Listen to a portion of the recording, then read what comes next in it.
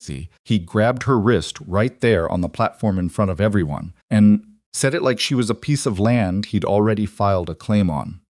See, she's mine. Clara Whitmore had survived a broken engagement, a strange town, and 3 weeks of whispers behind her back. See, she had her ticket. She had her bag. She had every reason in the world to walk away clean. See, and then a man she barely knew decided her future for her in 4 words. See, she didn't cry. She didn't freeze. She turned around slowly, and the look on her face made 2 grown men on that platform take a small step back. See, what happened next would change both their lives in ways neither of them could have predicted. See, if that had been you standing on that platform, ticket in hand, finally free, what would you have done? See, before we go further, if stories like this move you, make you think, make you feel something real, please subscribe to this channel and hit that like button. See, drop a comment telling me what city or country you're watching from.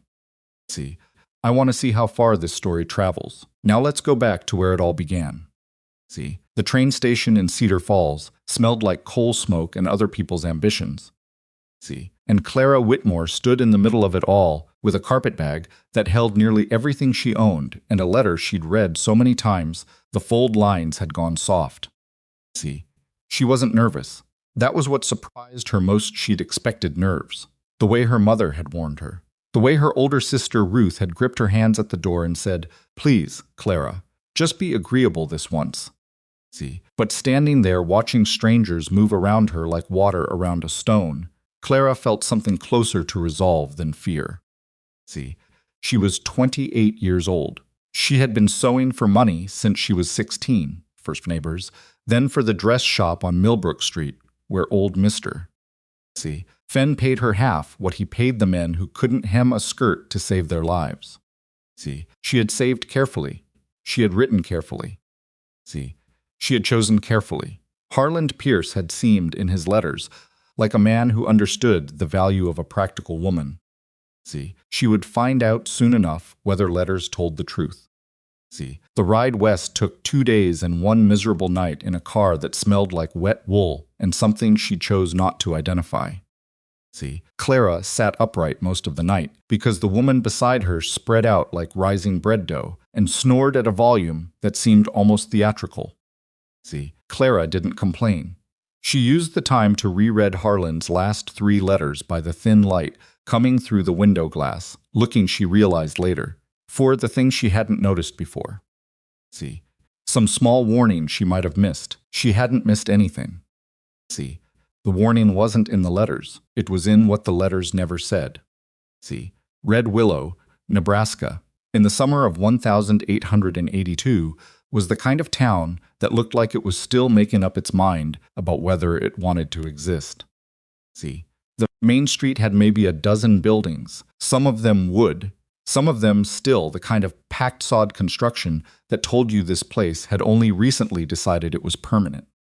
See, there was a general store, a livery, a small church with 1 crooked window, a saloon that was clearly better attended than the church. See, and Bellamy's dress shop squeezed between the post office and a feed merchant who apparently believed strongly in signage. See, Clara stepped off the train and breathed the air and thought, well, it's honest at least. See, no pretense of being somewhere it wasn't. Harland Pierce was waiting for her at the edge of the platform. See, he was taller than she'd imagined from his letters. Tall and fair-haired with a careful kind of handsomeness, the sort of face that photographed well. See, he held his hat in both hands and smiled at her with what she recognized as genuine relief. See, Miss Whitmore. He extended his hand and then seemed uncertain whether to shake hers or hold it, so he ended up doing neither very gracefully. See, you look well, better than your photograph, if I can say that without being forward. See, you can say it, Clara said. I never liked that photograph either. See, he laughed, and for about 40 minutes, standing at the edge of that platform while he arranged for her bag, Clara thought this might actually work. See, then came supper at the boarding house, where he'd made arrangements, and then came the conversation that unraveled everything. See, it started small. Harland mentioned that Mrs. Calhoun, the woman who ran the boarding house, would be expecting Clara to help with some of the morning meal preparation while she got settled. See, Clara said she'd be glad to help, but that she was also hoping to look into the work available at the dress shop she'd noticed coming in. See, a reasonable thing to say, a practical thing. Harlan set down his fork. See, I thought we'd discuss that, he said. Clara looked at him across the table. See, we didn't.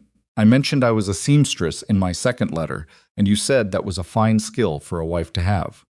See, for a wife, Harlan said, and the emphasis was so quiet she almost missed it. See, almost. See, not I mean to say. See, once we're married, Clara. See, there won't be any need for that. See, I earn enough for a proper household. You'd be respected here. See, you'd have a real home to run. Clara was quiet for a moment. See, not because she was uncertain. She was taking stock, the way she did sometimes, before she said something that couldn't be unsaid. See, Harlan, she said, when you wrote that you admired a self-sufficient woman, what did you mean by that? See, I meant he stopped, rearranged his silverware. I meant a woman who manages a household well. See, who doesn't need to be, who isn't demanding, who can make do. See, I see. Clara? No, she said, and she said it gently, because she actually didn't dislike Harlan Pierce. See, she just saw him clearly now in a way she hadn't through the paper. See, no, what you described is a capable servant who happens to share your name. See, that's not what I am, and I think you knew that from my letters, and hoped I'd shift once I arrived. See, once I saw the town and met you and understood I was already here. She picked up her water glass. See, I'm not angry. I think you genuinely believe what you're describing is a fine life. See, but it's not mine. The silence between them lasted approximately the length of a church hymn. See, I suppose. See, Harlan said at last. See, very stiffly. See, that you'll be wanting to go back then. See, I haven't decided yet, Clara said, which surprised even her a little. See, she was surprised because the practical thing was obvious. She had enough money for a return ticket. She had a skill that would earn her a living in Iowa, and Ruth would take her in without making her feel terrible about it for more than a week. See, the path home was clear, and she'd been maintaining it deliberately, like keeping a lamp trimmed in case of weather. See, but sitting in that boarding house dining room with Harlan's embarrassed face across from her, Clara Whitmore felt something she hadn't expected in a town that wasn't hers yet. See, she felt curious, not about Harlan, about this place. See, about whether there was something here she hadn't yet seen. See, she gave herself 6 weeks. That was not romantic reasoning. See, that was a seamstress calculating the cost of thread. See, Mabel Crowley rented her a room above her own house for a fair price, and without requiring any explanation Clara wasn't prepared to give. See, Mabel was a widow of 60-something, with the expression of a woman who had outlasted several inconvenient opinions and was no longer interested in acquiring new ones. See, she had a cat that regarded Clara with professional suspicion, and she made coffee that was strong enough to constitute a threat. See, Clara liked her immediately. You'll get talk, Mabel said the first morning over that coffee. See, girl who came to marry and didn't. People will make it mean something about you. See, let them, Clara said. Mabel studied her for a moment. See, you mean that, I do. The old woman made a sound that wasn't quite approval but was in the neighborhood of it. See, the dress shop. Cora Bellamy. She's fair but she's busy. See, might need temporary hands. Clara found out the next morning that Mabel was right on both counts. See, Cora Bellamy was a compact woman in her 40s who moved through her shop like she was always 3 tasks ahead of wherever she was standing. See, she looked at Clara's hands before she looked at her face, examined a sample of her hemwork, held it to the light. See, tested a seam with 2 fingers, and then offered her 3 weeks of temporary work at a rate that was lower than what Clara had made in Iowa, but not insultingly so. See, I can't promise more than 3 weeks, Cora said. See, I've got Mrs. Aldrich's wedding order and the Patterson girls' autumn dresses, and then I'll know better where I stand. See, 3 weeks is honest, Clara said. I appreciate that. See, she started the next morning. The work was the same in its bones, fabric, and thread, and the particular kind of focus that made her hands move without much help from her brain. but it was different in its texture. See, the women who came into Cora's shop were different from the women back home. See, they were harder edged, most of them. Women who'd made long trips to get here and had no patience for anything decorative that didn't also function. See, they wanted their hems to last. They wanted their buttons to mean something. See, Clara understood that. She also understood by the end of her first week that she was being watched. See, not dangerously, not even very obviously. But she'd grown up in a town where everyone knew everyone's business. And she recognized the particular calibration of attention that people direct toward a new person they haven't categorized yet. See, she caught it in the dry goods store when she went in for thread. See, she caught it outside the post office on Tuesday. See, she caught it, most distinctly, one morning near the livery when she was walking back from delivering a finished order. The particular sensation of being observed by someone who wasn't trying to be caught doing it. See, she didn't stop walking, but she looked. He was leaning against the post of the livery entrance, a man roughly her own height, rangier in the way of men who spent most of their time outside doing physical work. See, he had a jaw that looked like it might have been broken at some point and not entirely persuaded back into its original position. See, his eyes, when she caught them, were gray. Not unkindly gray, just the color of weather you haven't finished deciding about yet. See, he looked away immediately. The speed of it was almost embarrassing. See, Clara walked on and did not think much more about it. See, he appeared again 2 days later at the edge of the crowd watching some men unload a supply wagon. See, not doing anything in particular, not looking at her in particular. See, but there, the second time she noticed him, she thought, he's going to speak to me eventually. The way you think about rain when you see certain clouds. See, not afraid of it, just aware. What she did not predict was where it would happen or what he would say when he said it. See, the morning she decided to leave came after a letter from her sister and a conversation with Harlan's friend, Mr. See, Tully that she hadn't asked to have, and which had taken the form of a series of gentle suggestions about how a woman of her obvious capability might reconsider her priorities. See, Clara stood on the platform the next morning with her bag and her ticket, and the flat, resolved feeling of someone who has made a decision and is done second-guessing it. See, the train was already building steam. She could feel the heat of it from where she stood. See, she was about 15 feet from the boarding car when she heard boots on the platform behind her rapid, not quite running, but not far from it, and then a hand closed around her wrist. See, not hard, not violent, but without permission. She stopped. See, wait, said a man's voice. Wait, please. She turned slowly and found the gray-eyed man from the livery holding her wrist with an expression that would have been almost pitiable if it weren't for what he said next. See, because what he said next wasn't please don't go, or I'd like to introduce myself, or anything that a reasonable person might have led with. See, what Silas Mercer said, in front of 4 other people on that platform, his hand still around her wrist, and his voice carrying the absolute certainty of a man used to making decisions about animals that couldn't argue back. See, what he said was, she's mine. The words landed in the air like something dropped from height. See, Clara felt the exact moment they hit her, felt them move through her chest and settle somewhere below her sternum as something bright and combustible and very, very steady. See, she looked down at her wrist. She looked up at his face. See, she watched him watch the moment he understood what he'd done. Not from her expression, which hadn't changed, but from the silence. See, the specific quality of the silence that spreads out after you've said something you cannot take back and shouldn't have said in the first place. See, the 2 men nearest them had both found reasons to look elsewhere. See, Clara removed her wrist from his hand. She did it slowly. See, she did it completely. And then she said quietly enough that only he could hear it. See, I don't belong to you. I don't belong to any man. See, and if you ever put your hand on me without asking again, you will regret it in ways you haven't got the imagination for yet. See, Silas Mercer opened his mouth, closed it, a muscle in his jaw moved. See, Clara turned back toward the train. She took 3 steps toward the boarding car. See, the conductor was looking at her. The steam was building. See, she had a valid ticket in her hand and a clear path and absolutely nothing holding her here. See, she stopped. Not because of the man behind her, not because of anything he'd said or done. See, she stopped because of what she felt standing there, which was unexpectedly anger. See, not the wounded kind, the other kind, the kind that has heat and structure and a point to make. See, she turned around.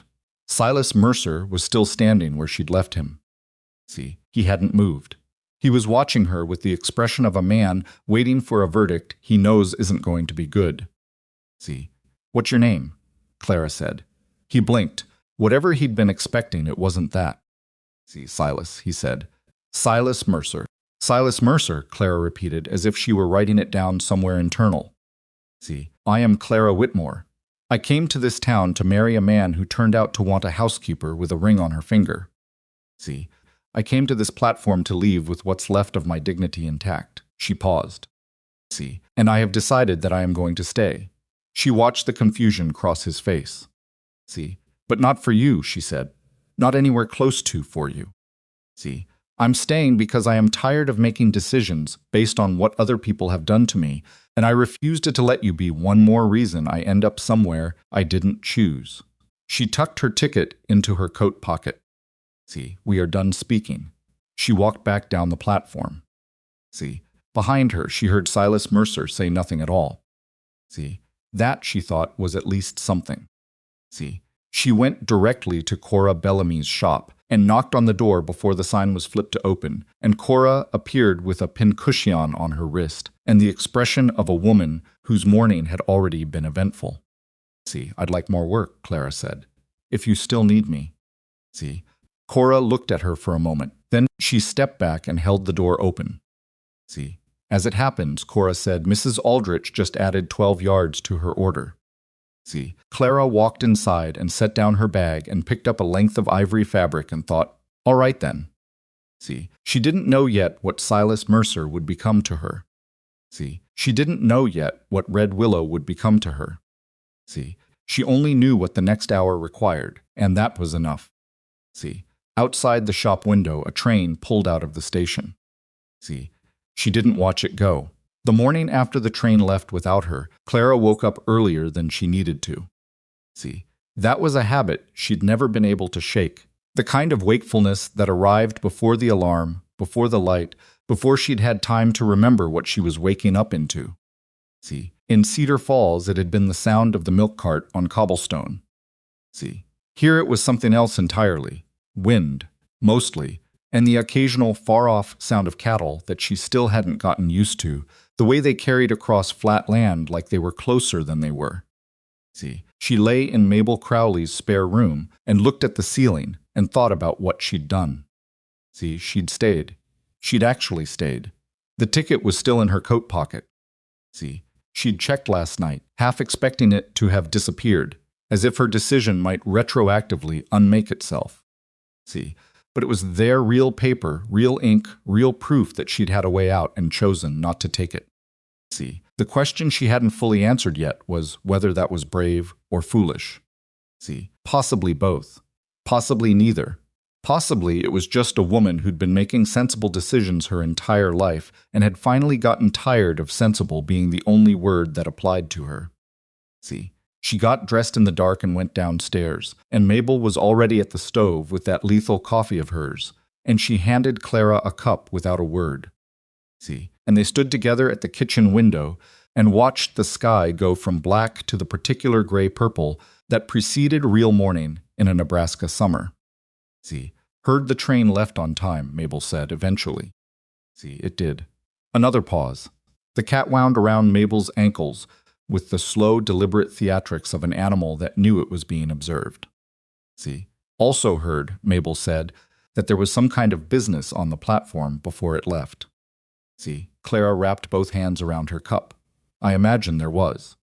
See, Silas Mercer. Yes. Mabel was quiet for a moment in the way that meant she was choosing between several things she could say. See, he's not a bad man, she said finally.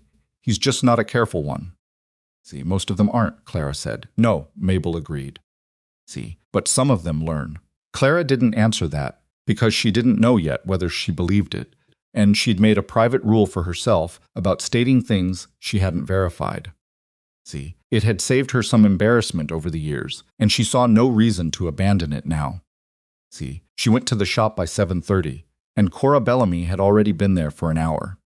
See, that was the thing about Cora that Clara came to understand in those first weeks. The woman ran on a different clock than most people, one set maybe 2 hours ahead of the rest of the world. See, and she expected the fabric and the thread and the orders to keep pace with her. See, it wasn't unkindness, it was efficiency. Cora Bellamy had built her shop from nothing in a town that hadn't been sure it wanted a dress shop. See, and she had done it by being better at her work than anyone in a 40-mile radius, and by never once pretending that being a woman in a commerce meant she had to apologize for taking up space. See, Clara recognized that quality. It was something she was still growing into herself. See, the work that morning was the Aldrich Order 12 yards of cream-colored lawn fabric that misses. See, Aldrich had added to her already complicated wedding commission, apparently deciding at the last moment that she needed a second reception dress in addition to the ceremony gown. See, Clara didn't ask about it. See, she cut and pinned and worked in the particular focused silence that she'd always found more comfortable than most conversation, and Cora moved around her with the economical precision of someone who had long since stopped wasting motion. See, by mid-morning, a woman came in for a fitting that turned into a 40-minute negotiation about sleeve length. See, and Clara managed the pins and kept her face arranged in a professional expression, while internally she cataloged 3 separate opinions she was not going to share. See, when the woman finally left, Cora looked at Clara across the workroom with something that might have been amusement. See, you've got a gift, Cora said. For sleeve length? See, for listening to people complain without letting it show on your face. See, Clara considered this. My mother called it stubbornness. See, your mother wasn't wrong, Cora said, but here it's useful. See, it was a small thing, that exchange. But Clara held on to it because it was the first time since arriving in Red Willow that someone had seen something in her and called it by a name she didn't mind answering to. See, the talk about the platform incident started on Wednesday. See, it moved the way talk always moves in small towns, not in a straight line but in a spiral, touching different surfaces and picking up different textures as it went. See, so that by the time it circled back around to the person it had started about, it barely resembled the original event. See, what Clara heard, second and third hand, was a variety of interpretations that ranged from the romantic to the ridiculous. See, that Silas Mercer had declared his love on the platform. See, that he had tried to physically prevent her from leaving. See, that she had slapped him, which she had not. That she had cried, which she absolutely had not. See, that the whole business proved she ought to have gone back to Iowa when she had the chance. See, that last one came to her via a woman named Mrs. Patricia Holt, who stopped her outside the post office on Thursday and delivered it not quite as an opinion, but as a concern, which was somehow worse. See, I only mention it, Mrs. Holt said, because people are talking, and a woman in your situation can't afford more talk. See, what situation is that? Clara asked. Mrs. Holt blinked. See, she had the look of a woman who expected resistance, but had expected it to be softer. See, well, without a husband, without family here, it's people wonder. See, what do they wonder? Whether you're respectable. See, Clara looked at Patricia Holt for a long, steady moment. See, she thought about several things she could say. She picked the one that was true. See, I am employed, Clara said. I pay my rent. I do my work. See, that's what respectable means to me, Mrs. Holt, and I've found it's generally enough. She smiled, which she could tell was disconcerting, because it was perfectly pleasant. See, thank you for the concern. She walked on, and she heard Mrs. See, Holt make a small sound behind her that was not quite a response. See, the anger from the platform had mostly burned down to something cooler by Thursday. See, what remained wasn't forgiveness. It was too soon for that, and Clara wasn't in the habit of forgiving things before she'd fully processed them, but it was something adjacent to perspective. See, Silas Mercer had behaved badly. He had grabbed her wrist and made a public declaration that treated her like a prize at a county fair. See, those were facts. They were also, she was slowly admitting to herself, the facts of a man who had panicked rather than a man who had calculated. See, there was a difference, not a difference that excused it. See, but a difference. She was still deciding what to do with that difference when she turned a corner on Friday afternoon and nearly walked directly into him. See, he was coming out of the hardware store with a length of fence wire coiled over one shoulder, and he stopped, so suddenly the wire swung forward and nearly caught the doorframe. See, they stood on the boardwalk about 4 feet apart, with approximately nothing between them and the awkwardness of the situations except the fence wire, which didn't help. See, Clara waited. She was curious what he would do with it. See, Silas Mercer looked at her with the expression of a man who had spent several days rehearsing something and had now completely forgotten what it was. See, he opened his mouth, he closed it, he shifted the wire on his shoulder. See, he looked at his boots and then back up at her. "Miss Whitmore," he said, finally. See, Mr. Mercer. Another pause. Somewhere down the street, a door banged in the wind. See, "I've been thinking," he said, "about what I ought to say to you." See, "I imagine you've had some time," Clara said. The corner of his mouth moved. See, "Not quite a wince. Not quite something else, I have." See, "I've thought about it a fair amount." He shifted the wire again, needlessly. See, "I was wrong. What I did on that platform. I was wrong, and I'm not going to explain it." See, "I know how to explain it in a way that sounds almost reasonable, and I don't think you need to hear me make it sound reasonable." See, "It was wrong." Clara looked at him. See, she was accustomed to apologies that came with architecture, the careful scaffolding of because and since, and you have to understand, all of it designed to make the person apologizing feel better about having done the thing. See, Harland had offered her one of those in the boarding house dining room in a smaller way. See, she'd recognized the structure and been unmoved by it. See, this was different. This was a man handing her the thing without any of the scaffolding and trusting her to know what to do with it. See, she didn't tell him she accepted it. She wasn't there yet. See, "All right," she said. He nodded. He shifted the wire one more time. See, "I won't bother you," he said. "I just needed to say that." See, he stepped around her and went on down the boardwalk, and Clara stood for a moment watching him go. See, then she went on about her day. She told herself that was the end of it. See, it was not, of course, the end of it. See, there was a church social the following Saturday, something Clara had been marginally aware of without having any real intention of attending, since she had no connection to the church in question and hadn't been looking for new social obligations. See, but Cora mentioned it on Thursday with the specific casualness of someone who wants to extend an invitation without the pressure of it looking like an invitation. See, "I go mostly for the pie," Cora said. "Eleanor Marsh makes a blackberry that is genuinely criminal." See, "And it's good for the shop to show a face." "I'm not the shop's face," Clara said. See, "No, but you're in it. People notice." She went, because Cora was right and Clara knew it, and because 3 weeks in a small town had taught her that appearing at things was its own form of currency. See, the social was held in the field beside the church, with tables set up and food brought in from every household in reach, and the particular festive noise of people who didn't often have reasons to gather and were making the most of this one. See, Clara arrived with Cora and allowed herself to be introduced to 6 people in the first 10 minutes, cataloging names and faces with the systematic attention she usually reserved for complex sewing orders.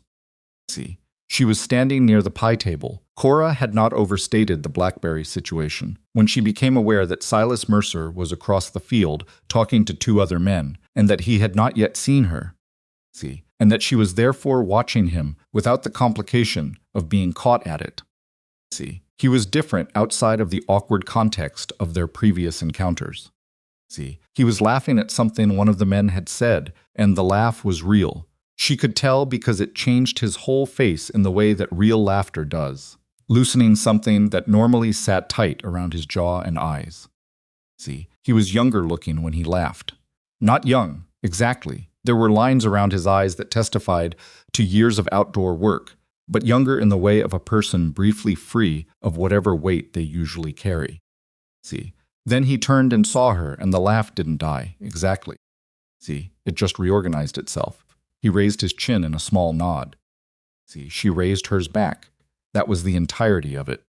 See, except that half an hour later, when the gathering had shifted and moved the way gatherings do, she turned from a conversation with a woman named Delia Marsh about the best way to stabilize a difficult muslin, and Silas was standing a few feet away. See, plate in hand, also apparently in the orbit of Delia's conversation about muslin, which seemed unlikely. See, I don't think you care about muslin, Clara said, when Delia had been called away by her daughter. See, I don't know what muslin is, Silas said honestly. See, it's a fabric. Then no, he looked at his plate. See, I thought it might seem less obvious if I came over in the middle of a conversation. See, it didn't. No, he agreed, it didn't. He looked up. See, can I stand here for a minute without you reading it as something it's not? See, Clara considered that. What is it? A man standing next to a woman at a social event, Silas said. See, nothing more than that. You haven't got a very good record on that kind of claim, Clara said. See, his jaw tightened briefly. I know that. She looked out across the field for a moment, at the various people eating and talking and maintaining the complicated social choreography of a small town at leisure. See, stand there if you want, she said. I'm not going to stop you. See, he stood there. They both ate their pie.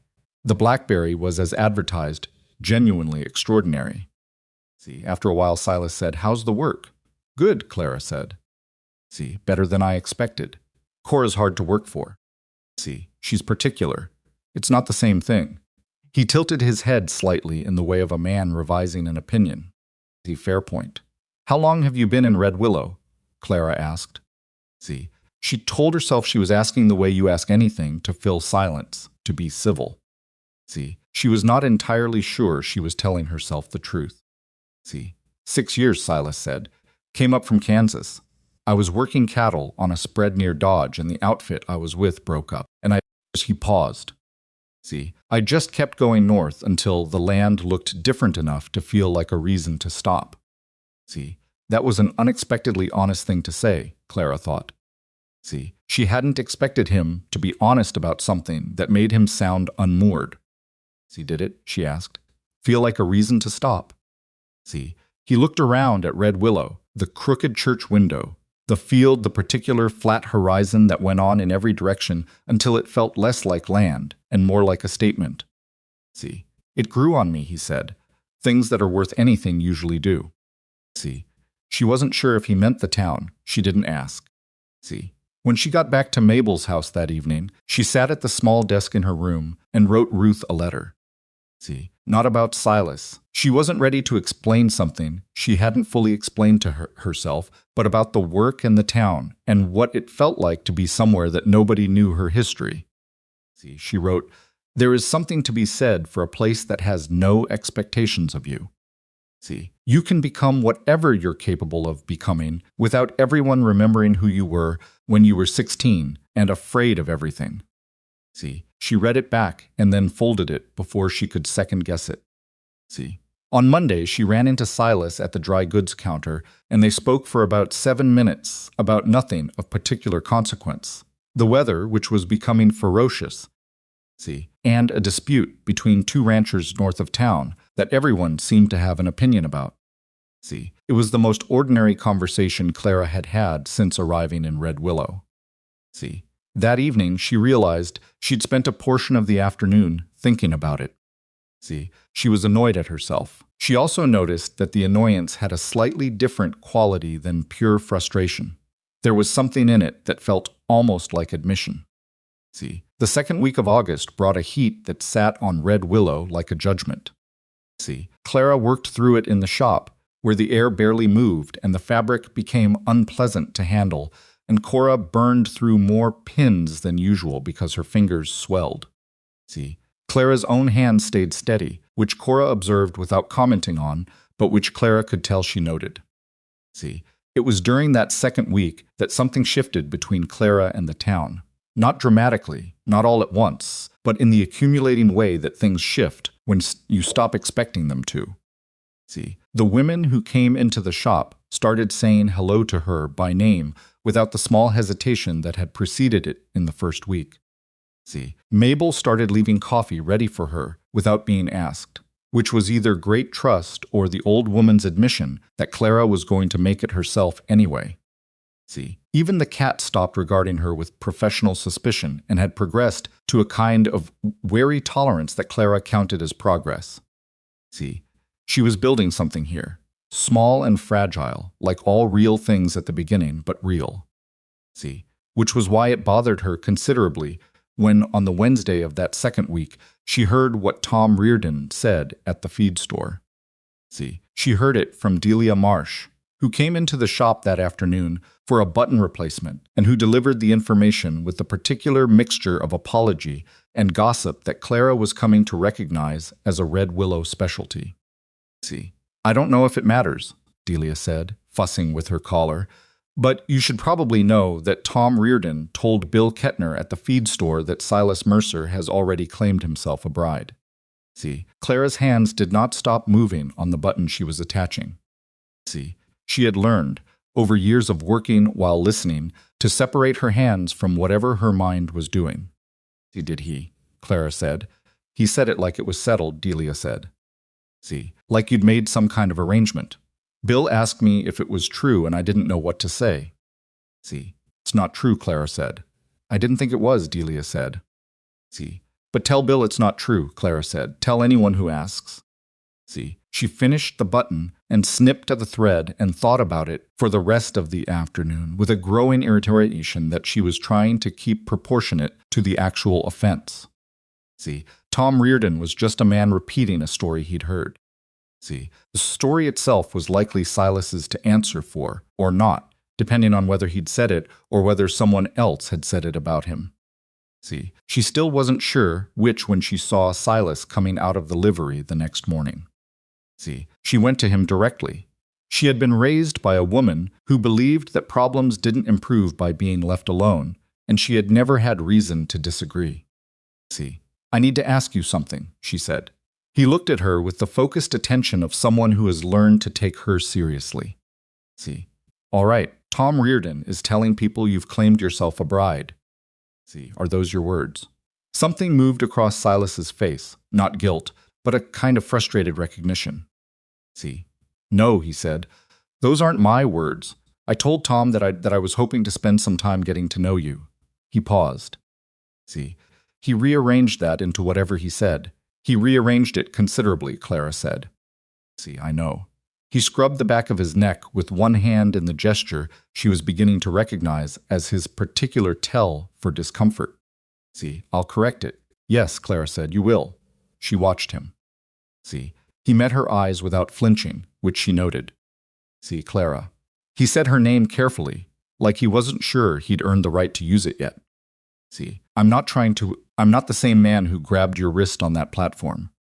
See, I'm aware that I don't get to just tell you that and have it mean something. See, I know it has to be shown. Yes, Clara said again. See, it does. She walked on toward the shop. She was not entirely sure what she felt about that exchange. See, whatever it was, had enough warmth in it that she thought about it for longer than was strictly convenient. See, he corrected Tom Reardon that same afternoon, in public, at the feed store, in front of 4 people. See, she didn't hear it herself. She heard it from Delia Marsh again, who appeared to have appointed herself the relay station for all information concerning Clara and Silas, but the account was specific enough that she believed it. See, he'd said clearly that he'd been misquoted, that Miss Whitmore had made no such arrangement with anyone, and that anyone who said otherwise was welcome to bring it to him personally. See, it wasn't grand. It wasn't a gesture designed to impress her. See, that, somehow, was the thing that stayed with her. See, on Friday afternoon, Silas appeared at the shop. He did not come inside. See, he knocked on the door frame and stood on the threshold with his hat in his hands and waited until Clara looked up from the fabric she was measuring. See, I wondered if I could walk with you, he said, when you're done. See, Cora did not look up from her own work. She had the concentrated focus of a woman hearing nothing of this whatsoever. See, Clara looked at Silas standing in the doorway. She thought about what Mabel had said some of them learn. See, she thought about the feed store and the apology with no scaffolding and the careful way he'd used her name. See, she thought about the fact that she was not the same woman who had stepped off the train 3 weeks ago, expecting a clear future and finding none. See, no, she said. He absorbed that. He didn't argue. See, he didn't adjust his expression into something that might make her feel guilty. See, he just nodded once. See, put his hat back on. See, and said, "All right then." See, and turned and walked away. See, Clara went back to her measuring. See, Cora, without looking up, said, "See, that was the right answer." "See, I know," Clara said. "See, also," Cora said, "see, snipping a thread, see, it won't be the last time he asks." See, Clara pulled the fabric straight. "I know that too," she said. See, she didn't examine that night what she felt about knowing it. See, she was practical. She was a seamstress from Iowa who had rebuilt her circumstances from nothing twice in 1 month. See, she had enough to think about without adding to it. See, but she lay awake for a while after the lamp went out. See, and in the dark, she thought about a man who had taken no for an answer and walked away without making it about himself. See, and she thought that was a harder thing than most people realized.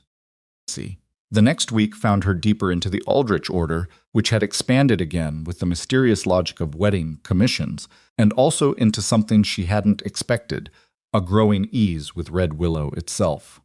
See, she knew the sound of the wind now. She knew which boards on the shop's front step creaked. See, she knew that the man who ran the dry goods counter was named Harold and that he was capable of decent conversation if you caught him before noon, and worse than useless after 2 in the afternoon when his hip bothered him. See, she knew that Mabel's cat was named Oscar and that he responded to it only when he felt like it, which she respected. See, she knew that Silas Mercer worked the Henderson Ranch north of town and that he was regarded generally, see, as someone who was reliable in the specific way that mattered out here. When something needed doing in difficult circumstances, he did it without a great deal of drama. See, she knew this not because she'd asked, but because people told her things, now that she'd become real to them. See, she had stopped being the failed mail-order bride and had become, slowly and without announcement, Clara from the dress shop. See, she was walking home on the Thursday of her 4th week when Silas fell into step beside her. See, not asking permission, but also not grabbing her, just walking next to her at her pace with about 2 feet of space between them. See, she glanced at him sidelong. "I didn't ask," he said. See, "No, I figured you'd tell me to go away if you wanted me to." See, she thought about that. She thought about whether she wanted him to go away. See, she walked about half a block doing this thinking while he walked beside her and said nothing. See, "That's a reasonable assumption," she said at last. See, he said nothing. They walked another block together in the thick summer evening. See, a couple of people they passed clocked it and looked. Clara was aware of it and did not adjust her pace or her expression for anyone. See, "The Henderson Ranch," she said. "You've been there 6 years?" See, "About that. Do you like it?" "I like the work," he said. See, "The cattle don't have opinions about you. That must be restful," Clara said. See, he surprised her by laughing a genuine one, short and slightly rough, as if he hadn't expected to. "See, it is," he said. "It genuinely is." She smiled at the road ahead of her. See, she didn't turn toward him when she did it, so she didn't know whether he saw. See, at the corner near Mabel's house, she stopped walking, and he stopped with her. See, "Good evening, Mr. Mercer," she said. "Good evening, Miss Whitmore." He turned to go. See, stopped, turned back. "You can tell me no again," he said, "if you want." See, "But would you, the social next week, would you consider going with me?" See, "Or near me. Whatever the version is that you'd consider." See, Clara looked at him, at the way he was holding himself, not with the reckless certainty of the platform, and not with the deflated posture of someone who had already accepted defeat. See, just present, asking, waiting for whatever the actual answer was. See, "The near-me version," she said. "We'll see how that goes." See, he nodded. He turned and walked away, and she went inside and found Mabel at the kitchen table with a cup of tea, the cat on her lap, looking entirely unsurprised. "He's social next week," Clara said. "I know," Mabel said. See, "You don't know." The whole town knows, Mabel said serenely, that Silas Mercer has been walking past this house every evening for 2 weeks. See, Clara sat down across from her and put her head in her hands for a moment, not from distress, but from the simple exhaustion of being an observable person in a place where everyone was watching. See, he's not what I expected, she said. No, Mabel said. See, the ones worth your time usually aren't. Oscar the cat opened one eye, reconsidered, and closed it again. See, Clara drank the tea Mabel put in front of her and did not say anything else about Silas Mercer, because there was nothing else she could say, yet that was honest enough to be worth saying. See, but she went to sleep that night without lying awake the way she had been. See, and that, she thought, was its own kind of information. See, the social came on a Thursday evening, which Red Willow treated as close enough to the weekend to justify the effort of showing up well-dressed and pretending the week's grievances hadn't happened. See, Clara wore the blue dress she'd altered herself in her first week at Cora's shop, taken in at the waist, let out at the shoulders, adjusted until it fit the actual body she had, rather than the body the original pattern had assumed. See, it was the most competent thing she owned, and she wore it the way she wore most things, without ceremony and with complete intention. See, Silas was waiting near the edge of the gathering when she arrived. See, not at the entrance, not in the center at the edge, which she understood as a deliberate choice. See, he wasn't staging a moment. He was just there, available, giving her the option of whether to acknowledge him publicly or not. See, she walked toward him. Miss Whitmore, he said. See, Mercer. She looked out at the assembled population of Red Willow, eating and arguing and pretending not to watch her and Silas simultaneously. See, this town is watching us. This town watches everything, Silas said. See, there's not enough else to look at. Fair point. See, they stood together for a while, not quite side by side, not quite facing each other, somewhere in between, and Clara was aware that the quality of the evening was different from the previous social. See, something had shifted, and not subtly. See, people who had previously looked through her or past her were now including her in nods, in small waves, in the minimal acknowledgments that meant she had been filed under belongs here in the general accounting of the community. See, she wasn't sure whether to credit the weeks of work at Cora's shop or the fact that she was currently standing next to Silas Mercer, and the uncertainty of it irritated her in a small, persistent way. See, she didn't want her standing in this town to depend on a man. See, she had specifically, deliberately, arranged her life here so that it didn't. See, you're thinking about something, Silas said. I'm always thinking about something, Clara said. See, something that's bothering you, he amended. She glanced at him. See, he wasn't looking at her. He was looking out at the gathering, but there was an attentiveness in the way he held himself that she'd been noticing more frequently. See, he listened with his whole body, this man. She hadn't expected that. See, I was thinking, she said, about whether people are being friendly to me because I've earned it or because I'm standing next to you. See, he was quiet for a moment. Both probably, he said. See, and 3 months from now it'll just be you. She looked at him. See, I mean that, he said. You've been here 5 weeks. See, takes some people 5 years. He paused. You fixed Hattie Morrison's daughter's christening dress in 2 days when the original seamstress quit. See, Hattie tells that story to everyone. Has since the week it happened. See, Clara hadn't known about the story. She knew about the dress, a complicated piece with a ruined lace hem that she'd repaired on short notice because Cora had asked and she'd been glad to have the work. See, she hadn't thought much about it afterward. She stood with that knowledge for a moment and let it reorganize something she'd been keeping slightly too tight. See, I didn't know she was talking about it, Clara said. See, people remember when someone helps them and doesn't make them feel like they owe something for it, Silas said. See, she looked at him again. He was still watching the gathering with that same quiet attentiveness as if he'd said nothing in particular. See, that's a perceptive thing to say, Clara said. I have them occasionally, Silas said. See, don't worry, they're not frequent. She laughed before she could decide not to. See, it came out short and genuine, and she felt it in her chest, in the particular way that laughter does when it surprises you. See, he smiled. Not at her exactly, but in her direction. See, like he was glad it happened without needing to take credit for it.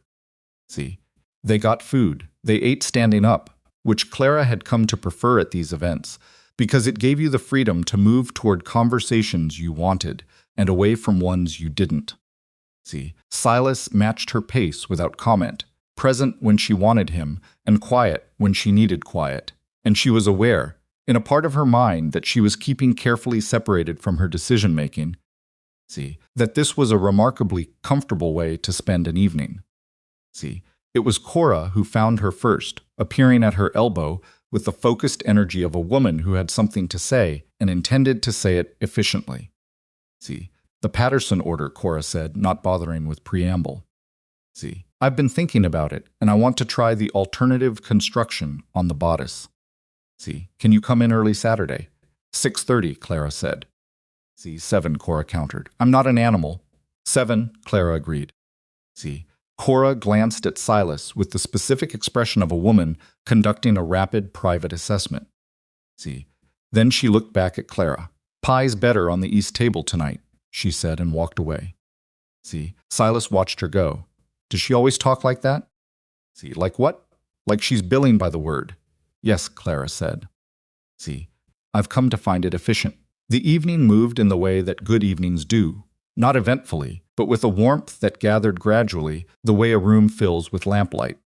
See, Clara spoke to Delia Marsh about her youngest's upcoming winter coat. See, she spoke to Harold from the dry goods counter, who was indeed pre-2 o'clock, and therefore coherent and even moderately charming.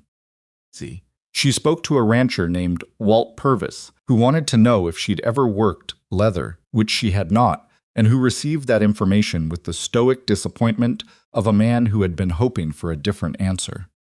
See, Silas moved through it all beside her, neither pushing himself into her conversations nor hanging back awkwardly at the edge of them. See, he spoke when he had something to say. He didn't perform. See, there was something she was gradually identifying in him that she hadn't named yet, a quality of realness that had nothing to do with being polished or careful, and everything to do with not faking what he felt. See, it was late in the evening. The sky had gone the deep flat blue that preceded full dark in Nebraska summers, when the thing happened that she hadn't anticipated. See, she heard it before she saw the cause of it, Harlan Pierce's voice, coming from a cluster of people near the food tables. See, slightly louder than a private conversation, and with the particular elevated register of a man who has had enough of something to loosen his careful edges. See, the woman came out here to marry, and couldn't manage even that, Harland was saying. See, I don't hold it against her, but it does make you wonder about a woman who thinks she knows better than. See, Clara stopped walking. Silas, who had heard it too, also stopped. See, the group around Harland was small 3 men, one of them Tom Reardon, who looked uncomfortable in the specific way of someone who had said yes to a conversation they now regretted. See, Harland himself was mid-sentence and hadn't noticed Clara yet. See, doesn't have the sense to take a good life when it's offered. See, out here on her own, working in a shop, Harland said, and then he turned and saw Clara, and the sentence died in the air between them. See, the silence spread outward from that point. Clara was aware of Silas very still beside her. See, she was aware of several people nearby who had stopped their own conversations to watch what was going to happen. See, she was aware of her own heartbeat, which had accelerated but not panicked. It had the rhythm of someone who has spotted a problem and is already calculating the solution. See, she walked directly to Harlan Pierce. He had the dignity not to pretend he hadn't said what he'd said. See, he straightened slightly and met her eyes and said, Clara, in the tone of a man who is bracing for impact. See, Harland, she said. She kept her voice even, conversational, at a volume that was audible to the nearby people without being theatrical. See, I understood when we ended our arrangement that you were disappointed. See, I respect that, but I'd appreciate you keeping what you think of my choices between yourself and the people who've asked for your opinion. She paused. See, I don't believe any of them are standing here. Tom Reardon took a small step backward. See, Harlan's face went through several things quickly. See, embarrassment, injured pride, something that looked underneath both of those almost like shame. See, I didn't mean he started. I think you did, Clara said without heat. See, but that's between you and yourself. She looked at him for a moment, not coldly, but clearly, the way you look at something you've assessed and finished with. See, I hope you find what you're looking for, Harlan. See, I mean that. She turned and walked away. Behind her, she heard Harlan say nothing. See, she heard Tom Reardon say something low that she didn't catch, and she didn't try. See, Silas caught up with her in 2 steps. He said nothing for a moment, just walked beside her as she put distance between herself and that corner of the gathering. See, you didn't need me to do anything, he said at last. See, it wasn't a question. No, Clara said. Her hands were not shaking. See, she noticed this with something that wasn't in quite satisfaction, but was adjacent to it. See, I know, he said. I want you to know I understood that. See, she glanced at him. He was looking straight ahead. See, most men, she said, would have stepped in front of me. See, I'm aware of that. Why didn't you? He was quiet for a moment. See, because it wasn't mine to step into, he said. Because you were handling it and doing it better than I would have. And because the second I make myself the one who fought your battle, it stops being about you and starts being about me. He paused. See, and because you've spent enough of your time here dealing with men who think what happens to you is there's business to manage. See, Clara walked in silence for several steps. She had expected many things from Silas Mercer. See, she had not specifically expected this. She was doing a rapid internal reorganization of several assumptions she'd been carrying, and she was doing it quietly, the way she did most things. See, that was the right answer, she said finally. I have them occasionally, he said, and she recognized the callback, and it did something warm and inconvenient to her chest. See, they were at the edge of the social now, where the lamplight thinned and the dark Nebraska sky opened up overhead in the way that still caught her off guard, the sheer quantity of stars. See, the feeling of the sky as an actual ceiling rather than an abstraction. See, I should get back, Clara said. All right. She didn't move immediately. See, neither did he. Silas, she said. She said his given name deliberately, aware of what it meant that she was doing it. See, what is it that you actually want? Not from me specifically. See, just what are you hoping for? He looked at the sky for a moment. See, she watched him think about whether to be honest and decide, apparently, that he was. See, I want a life that feels like it was actually built, he said. See, not just accumulated. Not just things that happened to me because I was standing in the right place or the wrong one. He turned to look at her. See, I want something that was chosen on both sides. See, Clara absorbed that. That's a careful thing to say, she said. See, I've had some time to think about what I want to say to you, he said. See, if I ever got the chance. She thought about that all the way home and didn't resolve what she felt about it, which was itself a kind of answer. See, what followed was 3 weeks that Clara would think about later as the period in which things became real rather than potential. See, the social had changed something. Not dramatically, but definitively, the way a seam properly finished changes the character of a whole garment. See, Silas walked with her now on Tuesday and Thursday evenings. See, not every evening, which was deliberate on both sides. She didn't want to be the kind of woman whose schedule organized itself around a man's availability, and he seemed to understand that without being told. See, he brought her news from the ranch sometimes, which was more interesting than she'd expected. The particular dramas of cattle and weather, and the complicated social dynamics of men working in close quarters for months at a stretch. See, she told him about the dress shop, about the orders and the difficult customers, and the occasional genuinely moving request, like the woman who came in asking for a burial dress for her mother and couldn't stop apologizing for crying. See, what did you say to her? Silas asked. Nothing, Clara said. See, I just let her cry, and I made the dress very carefully. See, he looked at her steadily. He started and then stopped. See, what? I was going to say something that would probably sound like I was trying too hard, he said. See, say it anyway. He looked away briefly. You're a kind person, he said. See, not in a soft way, in a paying attention way. She thought about that for the rest of the walk. See, the complication arrived on a Monday morning in the third week of August, and it arrived in the form of a letter from Iowa. See, it was from a woman named Mrs. Frances Aldridge, no relation to the Aldrich wedding order, who operated a well-regarded dressmaking establishment in Cedar Falls, and who had heard, through the particular telegraph of professional reputation, see, that Clara Whitmore was in Nebraska, but might not be staying. See, the letter was 2 pages, professional and direct. See, Mrs. Aldridge was looking for a skilled seamstress with experience in complex orders. See, the pay was substantially better than what Clara was currently making. See, the position was permanent.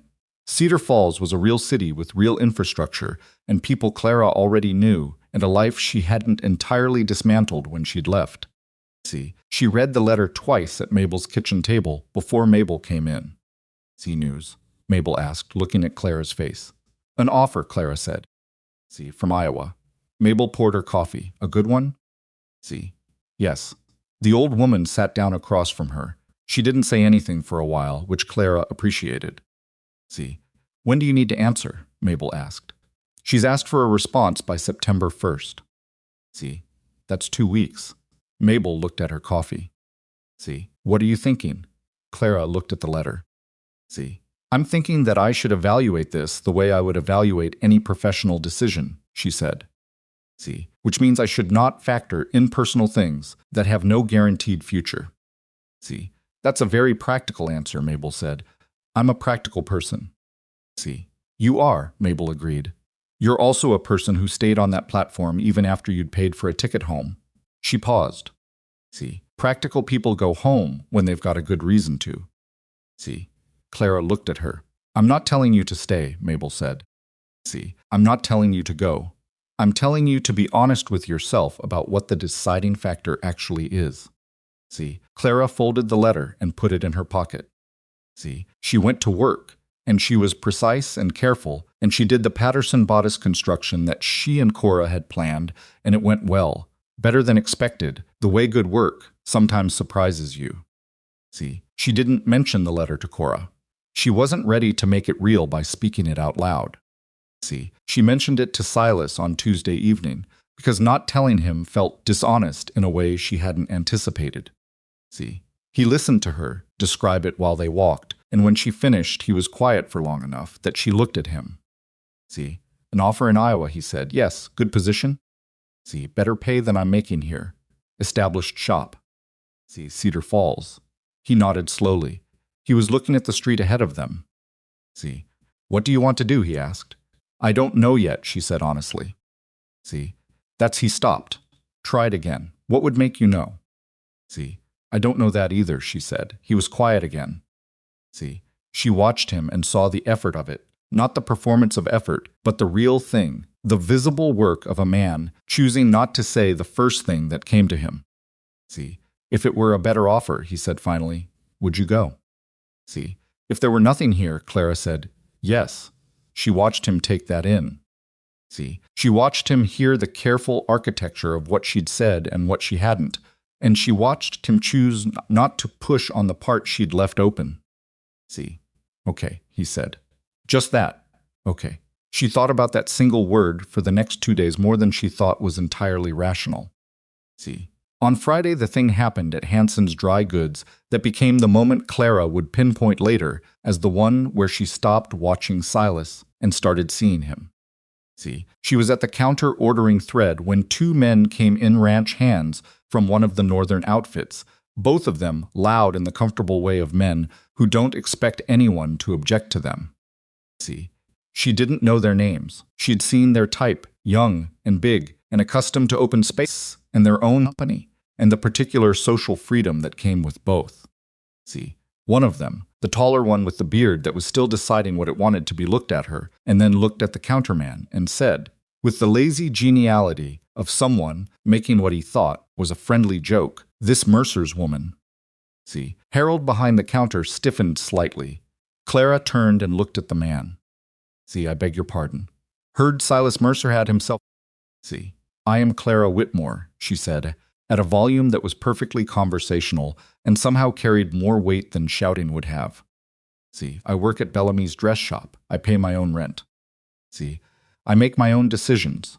She paused. I belong to nobody, and anyone who's saying otherwise is wrong. She turned back to Harold. See, one spool of the dark blue thread and a card of the number 8 needles, please. See, the two men were silent. Harold, without any visible expression, produced the thread and the needles. See, what Clara didn't know, couldn't have known, was that Silas was outside on the boardwalk when it happened. See, the door was open in the August heat, and he had heard every word. See, she came out carrying her package and found him standing there. See, from his face, she understood immediately that he'd heard. See, I was going to come in, he said. But you'd already. He stopped. See, I handled it, she said. You did. He looked at her with an expression she hadn't seen on him before, something that was more than admiration and less than everything else, sitting in the space between. See, Clara. He stopped again. He was not a man who struggled for words usually. See, she watched him struggle. What? She said. I want you to know that when I hear someone say that about you, Mercer's woman, it makes he paused. See, he chose carefully. It makes me want to correct them, he said. See, not because it embarrasses me, but because it's wrong. See, because you're not mine, you're yours. And I don't want anyone treating you like the two things are the same. See, Clara stood on the boardwalk in the August heat and felt something settle in her chest that had been quietly waiting for somewhere to land for weeks. See, that's the right answer, she said. Her voice was steadier than she'd expected it to be. See, I know what I did wrong on that platform, Silas said. See, I've been clear on that since about 4 seconds after you walked away from me. He looked at her directly. See, I don't want to own anything that's yours. He stopped a third time. See, he made a short, frustrated sound. I'm better with cattle, he said. See, they don't require this much precision. Despite everything, despite the letter in her pocket and the offer from Iowa and the whole complicated structure of her life here that was still more provisional than certain, Clara laughed. See, it was a real laugh, the kind that comes with both hands, and it lasted long enough that she had to look away. See, when she looked back, he was watching her with that expression again, the one that was more than admiration, and this time she didn't catalog it and set it aside. See, walk with me, she said. They walked past Mabel's corner and kept going, past the end of the main street and out to where the town gave way to itself, where the buildings stopped and the land just went on in the way that still astonished her. See, that flat, relentless going on that she had initially found oppressive and had somewhere along the way started to find clarifying. See, I've been thinking about the letter, she said. I figured, Silas said. See, I've been thinking about what Mabel said. About being honest with myself about the deciding factor. She paused. See, I am honest with myself. It's one of the things I'm actually good at. She looked at the flat horizon. See, the honest answer is that this is more complicated than it should be if I were purely evaluating professional options. See, Silas said nothing. He was listening. The honest answer, Clara continued, is that I've built something here that I didn't come to build and didn't expect. See, the shop, Mabel, she paused, and other things. See, other things, Silas said carefully. Don't make me say it more plainly than that right now, Clara said. See, all right, he said. They stood at the edge of town, and she thought about Iowa, and about Cedar Falls, and about Mrs. See, Aldridge's professional letter, and about the life she could go back to that would be comfortable and real and hers. And she thought about the Hattie Morrison story she hadn't known, was being told about her, and about Cora saying 7. See, I'm not an animal. And about Oscar the cat who had finally, last week, sat in her lap without first conducting a 3-minute threat assessment. See, she thought about the woman who had come in for her mother's burial dress and how Clara had let her cry. See, she thought about Silas saying, I want something that was chosen. See, on both sides. I'm not going to decide today, she said. See, okay, Silas said. I'm going to decide when I know, she said. See, and I'm not there yet. Okay, he said again, and it was the same single word as before, with the same quality present and patient and not demanding anything from it. See, she looked at him. Doesn't it bother you not to know? See, Yes, he said simply. But what bothers me more is the idea of you making this decision based on anything other than what you actually want. He looked at her steadily. See, if you go, he stopped. I'll understand, he said.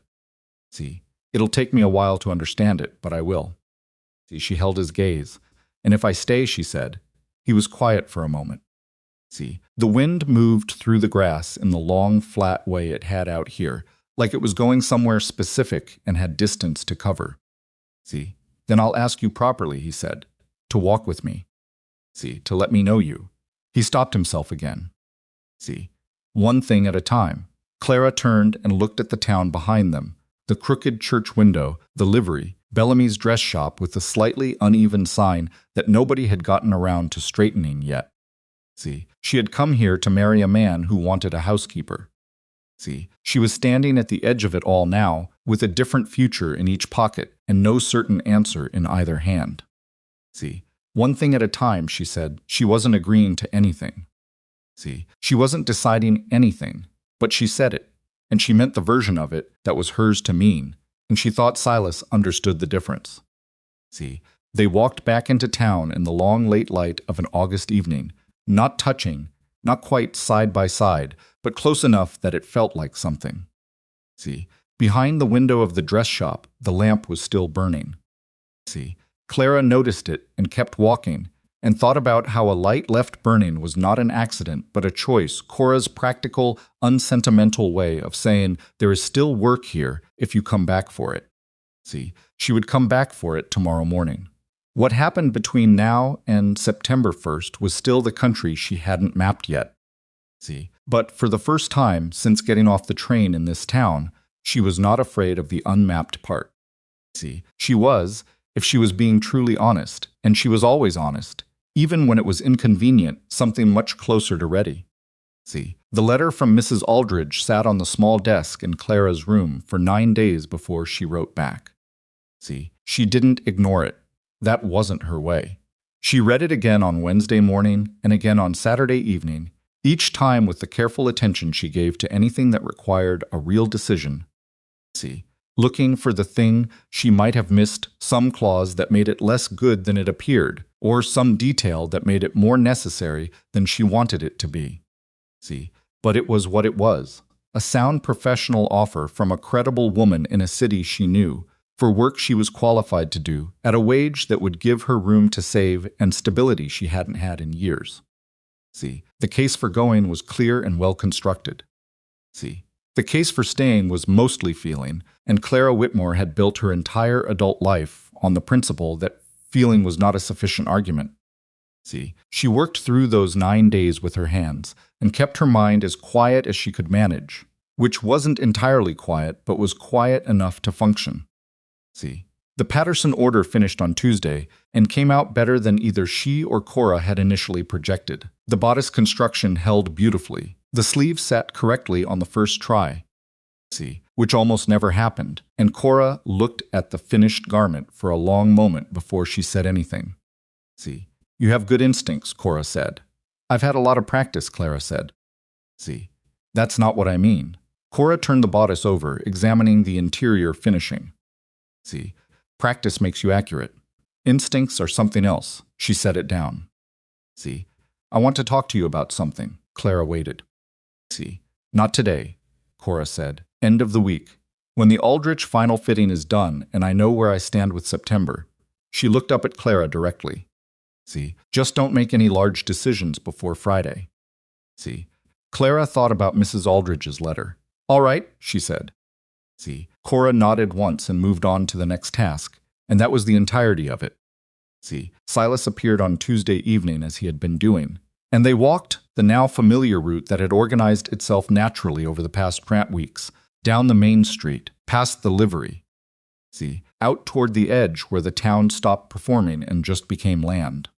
See, they had developed, without discussing it, a rhythm to these walks. The first part was usually quiet, both of them shedding whatever the day had accumulated, and the conversation came after, when it had something real to stand on. See, he didn't ask about the letter. She knew he wanted to. See, she could see the effort of not asking in the particular set of his shoulders. See, The Aldrich fitting is Thursday, she said eventually. See, heard the dress is something, Silas said. It's a lot of dress, Clara said. See, Mrs. Aldrich has strong opinions. Most of the Aldriches do, he said. See, born with 'em. Like extra teeth, Clara smiled. She's not wrong about everything. See, the changes she insisted on actually improved 2 of the seams. See, Silas looked at her with the slightly surprised expression he sometimes got when she said something that rearranged one of his assumptions. See, you mean that? Why wouldn't I? Most people don't give the Aldriches credit for being right about anything out of general principle. See, most people are letting other people's opinions do their thinking for them, Clara said. See, Mrs. Aldrich knows what she wants. That's more than you can say for most clients. See, he was quiet for a moment. Is that do you like it here? He asked. See, the work. Not just the work. She considered the question honestly. See, I like that it requires me, she said. Not a version of me that fits someone else's idea of what I should be. See, actual me. She paused. That's not something I had in Iowa. See, the shop where I worked before, the man who owned it paid me half what I was worth and thanked me for it. See, Cora pays me what the work is worth and doesn't apologize for being exacting because she doesn't think exacting needs an apology. See, it doesn't, Silas said. No, Clara agreed, it doesn't. See, they walked in silence for a while. The sky was doing the thing it did in late August, holding the heat later into the evening than felt reasonable, the sun seeming to argue with the horizon about when exactly it was required to leave. See, I've been thinking, Silas said. About what? He was looking at the ground ahead of them. See, about whether there's anything I should be saying that I'm not saying. He paused. See, and I keep landing on the same answer, which is that I've already said what I have to say, and anything more than that starts to be pressure. See, and I'm not, he stopped. I don't want to be that. See, Clara looked at him sidelong. You've thought about this carefully. See, I've had some sleepless nights about it, he said, with the particular flatness of someone admitting something they'd rather not. See, Silas. Yeah, she stopped walking. He stopped a step later and turned to look at her. See, what I'm trying to figure out, Clara said, has very little to do with you. See, I want you to understand that. Something moved in his expression relief and hurt in the same moment, which was an honest combination. See, okay, he said. I came here with a plan, she said. See, the plan failed immediately. I rebuilt. I'm rebuilding. See, and I need the rebuilt version to be mine, not mine because of you. See, not mine because I stayed for Sumyon. Mine because I chose it and I can stand behind that choice in 10 years and say I made it with my eyes open. See, that makes sense, he said. His voice was careful in the way of someone carefully not showing how much is riding on the next few words. See, it doesn't mean what you think it means, Clara said. See, I'm not, she stopped and started again. I'm not telling you there's no future here. See, I'm telling you I can't build mine on top of yours. See, I have to build it myself first. He was quiet for long enough that she watched the sky go one shade darker. See, can I ask you one thing, he said. Yes. Are you building it here, or are you still deciding if here is where you're building it? See, she had known he would find the exact question. She had known it, and she still hadn't prepared an answer that was both honest and complete. See, I'm still deciding, she said. I'll know by Friday. See, he nodded. That was all. They turned back toward town and didn't talk much for the rest of the walk, but it wasn't uncomfortable silence. It was the silence of 2 people who had said things that needed time to settle. See, and who trusted each other enough not to fill the settling with noise. See, at Mabel's corner he said good night, and she said good night, and she went inside, and she sat at the desk, and she looked at Mrs. See, Aldrich's letter for a long time. She thought about what it represented, return. See, not defeat, she wasn't foolish enough to call it that, but a kind of return to the track she'd been on before she'd arrived in Red Willow. See, the track that was sensible and clear and hers. She thought about the tracks that had been laid since she'd stepped off that train. See, she thought about the Hattie Morrison story she hadn't known was being told. See, she thought about Cora saying you have good instincts. See, she thought about the day she'd fixed the Peterson order's second sleeve seam on pure intuition and been right. and the specific satisfaction of that rightness. Not being praised for it, just the thing itself. See, the seam and the way it sat, and the knowledge that she had made something that would last. See, she thought about this town, which had started as someone else's plan and had become, in the small daily accumulation of weeks, something she had actively made. See, she hadn't been placed here. She hadn't been installed here. See, she had chosen repeatedly to stay and work and be real in this particular place. See, she put the letter in the desk drawer. She did not write back to Mrs. Aldrich that night, but she knew, by the time she put the lamp out, what the shape of the answer was going to be. See, Thursday arrived with the Aldrich fitting, which took 3.5 hours and involved 2 women from the Aldrich family who had opinions that contradicted each other on 7 separate points. See, and Clara moving between them with pins and patience and the internal composure of someone who has decided that this, right here, is what she is good at and what she is going to keep being good at. See, Mrs. Aldrich cried when she saw the finished gown on herself. See, not the polite, controlled tears of a woman performing appropriate sentiment, actual crying, the kind that catches you off guard. See, she looked in the mirror, and her hand went to her mouth, and she said, in a voice that had lost all its Aldrich certainty, "Oh." See, "Oh, it's exactly right." Clara didn't say anything. See, she made a small adjustment to the shoulder seam that didn't need adjusting, just to give the woman a moment. See, when Mrs. Aldrich had recovered herself, she looked at Clara in the mirror and said, "You understood what I wanted." See, "You were very clear about what you wanted," Clara said. See, "Others have told me I was impossible," Mrs. Aldrich said dryly, and something in her voice told Clara the others had not been wrong exactly, but hadn't been entirely right either. See, "Particular isn't the same thing as impossible," Clara said. See, Mrs. Aldrich looked at her for a moment. Then she smiled, a real one, not the social variety. See, "No," she said, "it isn't." After they left, Cora stood in the empty shop and looked at the space where the gown had been, and then she looked at Clara. See, "Sit down," Cora said. Clara sat. Cora sat across from her at the work table, which she almost never did. Cora in motion was the natural state. Cora stationary meant something was being decided. See, "I want to offer you a permanent position," Cora said. See, "Full rate. Not the temporary arrangement. I want you as my second seamstress, with the possibility of senior work inside a year if we're both satisfied." She paused. See, "I've been watching you for 2 months. You're the best eye I've seen through this door, and I've had 3 women work here in 6 years. Another pause. See, "I'm not going to tell you it'll be easy or that I'm simple to work with." See, "You know I'm not." "I do," Clara said. "But I'm fair," Cora said. See, "And the work is real. And I think you know this is the kind of shop where your work means something, not just fills a quota."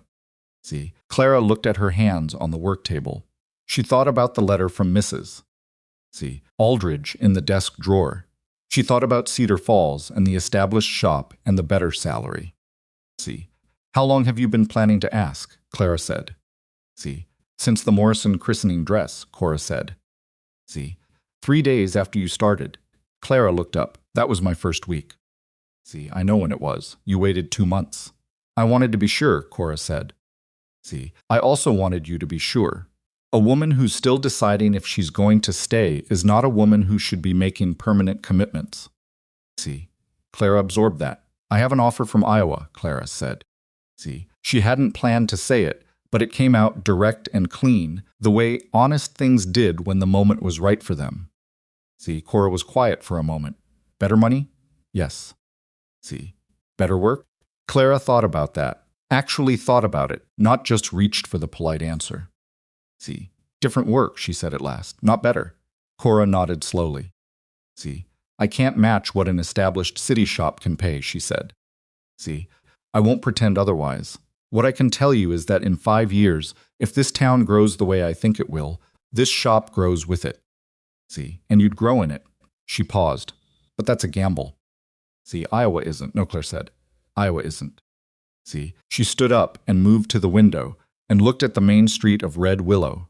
The uneven sign above the door, Harold's Dry Goods, the livery, the far edge where the buildings gave out, and the land went on. See, a woman she recognized was crossing the street with a child on her hip. See, two men were arguing cheerfully outside the saloon.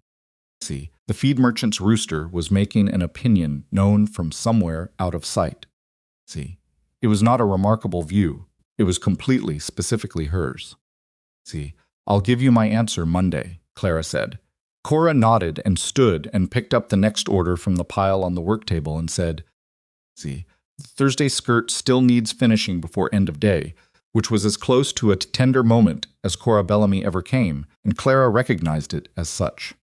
See, she finished the skirt. She went home. She sat with Mabel that evening and drank the strong coffee, and did not talk about any of it, which Mabel permitted without comment, which was one of the things Clara valued most about the woman. See, what broke the silence, eventually, was Mabel asking about Oscar, who had been off his food, and Clara saying he'd probably eaten something in the yard, and Mabel saying she suspected he was doing it for sympathy, see, and Clara saying she thought he was smarter than that, and Mabel saying the cat was absolutely smarter than that, and also completely capable of manipulating a situation anyway. See, and then they were talking about the cat, and the weight of the evening lifted just enough. See, Clara wrote the letter to Mrs. Aldridge that night. See, she was careful with it. She was honest in it. She said the offer was strong, and the compliment of being sought was genuine, and that her answer was no. See, she thanked Mrs. Aldridge for the consideration and said she had accepted a permanent position in Nebraska that she believed was the right fit for her work and her intentions. See, she read it back twice. She folded it. She did not feel relief exactly. See, she felt the solidity that comes after a decision, which is different from relief and more useful, some sense of the ground being where you put your foot. See, she went to sleep. Friday morning, she told Cora. Cora looked at her for a long, considering moment. See, then she said, all right, Monday we start on the new arrangement. See, today you're still finishing the Kellerman order. See, I know, Clara said, and picked up her scissors. She didn't tell Silas immediately. See, not because she wanted to keep it from him. She'd decided she owed him the information, and relatively soon, but because she wanted to carry it alone for a little while first. See, the decision was hers. She wanted to inhabit it as hers before it became something that also involved him, because once she told him it would mean something beyond the professional, and she knew it, and she was willing to let it mean that. See, but she wanted to arrive there on her own terms and in her own time. See, she told him on Saturday evening when he fell into step beside her. See, I wrote to Iowa, she said when they'd cleared the first block. See, he didn't say anything immediately. She felt the quality of his silence change. See, I declined the offer, she said. I'm taking the permanent position with Cora. See, he walked another half block before he said anything, and when he did, his voice was steady in the careful way of someone keeping it that way deliberately. See, was that a close decision? Yes, she said. See, honestly, yes. It would have been a good life. What decided it? See, she thought about how to say it accurately. I realized I was thinking about going back to Iowa, the way you think about something familiar and safe, she said. See, and I was thinking about staying here the way you think about something you've actually built. She paused. See, I don't go back to things just because they're safe. See, I never have. It's not always been wise, but it's who I am. See, he was quiet for a moment. Clara, he said. See, I'm glad you're staying. He said it simply, without elaborating, without dressing it up. See, I'm going to say that once, and then I'm going to let it go, because I don't want you to feel like you made this decision because of me. See, I didn't, she said. I made it because of Cora and the work and what I've built here. See, you were a consideration, but you weren't the deciding factor. See, he took that in without flinching. She respected him for it. See, okay, he said. You keep saying that word, Clara said. See, it keeps being the right one. She looked at him. See, he was watching the street ahead, and there was something in his profile in the evening light, the jaw that had been broken once, the lines around his eye. See, the particular quality of presence that she had categorized and recategorized over 2 months and still hadn't found the final word for. That felt right now like something she wanted to keep looking at. See, not forever. That was too large a thing to contain on a Saturday walk.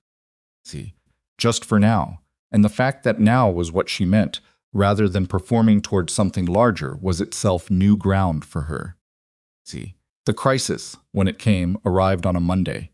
Not the quiet kind of crisis that announces itself gradually, but the fast kind.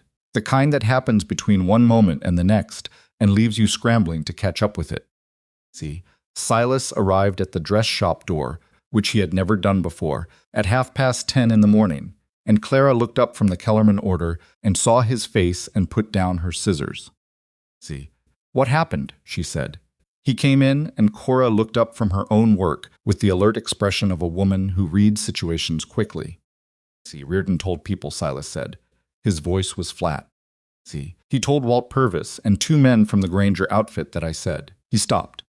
See, he looked at Clara directly. He said I told him privately that I had you settled. See, that it was arranged, that you'd turned down the Iowa position because of me. See, Clara was very still. He's saying it as a fact, Silas said. See, not a rumor. He's saying I told him. Did you tell him anything? Clara said. See, I told him Saturday afternoon that you'd decided to stay in Red Willow, Silas said. See, I said it like it was good news, which it was to me. See, I didn't frame it as anything other than that. See, but he framed it, Clara said. He framed it, Silas said. See, and now Walt Purvis is telling people that Silas Mercer's got himself a settled arrangement with the seamstress, and isn't that something? See, Clara looked at Cora. Cora was watching the exchange with the contained expression of a woman who has an opinion and is choosing the appropriate moment to deliver it. See, what do you want to do, Silas asked Clara. She stood up.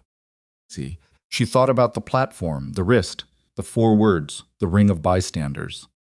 See, she thought about the feed store and the 2 ranch hands, and is this Mercer's woman?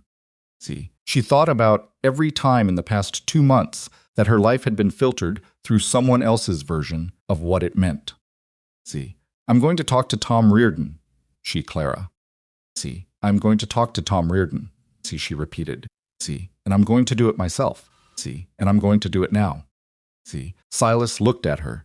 She watched him make the decision not to object, not from indifference, but from the specific understanding of her that he had developed over weeks of actually paying attention to who she was. See, I know where he'll be, he said. Feed store. She went. See, Silas came with her, which she permitted, because she understood the difference between someone accompanying you and someone going in your place. And he understood the difference too. See, Tom Reardon was at the feed store, which was mercifully not crowded 2 men she didn't know well, Harold, who had come over from the dry goods for something, and the feed merchant himself, see, who saw Clara's expression when she came through the door and immediately became interested in his inventory. See, Reardon saw her coming and had the grace to look immediately uncomfortable. See, Miss Whitmore, he said. Mr. Reardon, Clara said. See, I want to be sure I understand correctly what you told Walt Purvis. See, Reardon glanced at Silas. Silas was standing by the door with his arms folded and a face that said nothing in particular, which was its own kind of statement. See, I might have exaggerated some, Reardon said. What exactly did you say? See, another glance at Silas. Eyes on me, Mr. Reardon, Clara said, not unkindly, but without room for negotiation in it. See, I'm the one asking. Reardon straightened slightly. See, he was a man who, when cornered by something direct, became oddly capable of honesty. See, I said Silas had his situation sorted, he said, that you'd decided to stay and it was on account of him. See, on account of him, Clara repeated. I assumed. See, you assumed, Clara said. And then you shared your assumption as a fact. See, to multiple people, she looked at him evenly. I want you to understand something clearly. See, I made my decision about staying in Red Willow for my work and my own reasons. See, not because of any man, not because of any arrangement. See, there is no arrangement. She paused. I'd like you to correct what you said to the people you said it to. See, all of them. Reardon looked at Silas again. She said eyes on her, Silas said from the door, mildly. See, Reardon looked at Clara. Something shifted in him. Not shame, exactly. More like a man finally accounting for the actual size of what he'd done. See. Yes, ma'am, he said. I'll correct it today, Clara said. See. Today, he agreed. She turned and walked out. On the boardwalk, in the white morning light, she stopped and stood for a moment with her face toward the street. See. Silas came out beside her and stood there. I didn't need you to say anything in there, she said. See, I know, he said. But I'm glad you came, she said. See, a pause. Yeah, he said. Don't make it into more than it is, she said. See, I won't. But she could hear something in it, the warmth that he usually kept contained, briefly less contained.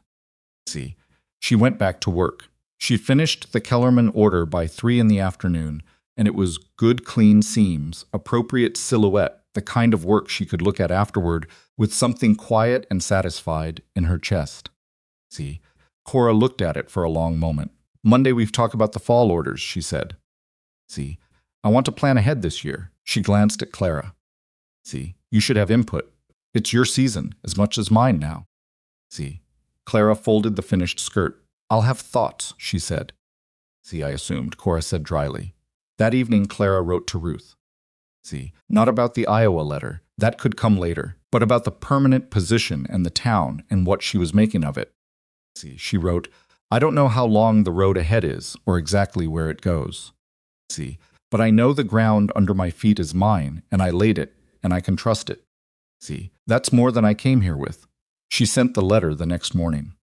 See, she didn't tell Ruth about Silas, because she still didn't have the words for it that were honest all the way through. See, she knew more than she'd known in July. She knew less than she would know in October. See, she was living in the middle of the thing, which was not comfortable, but was real.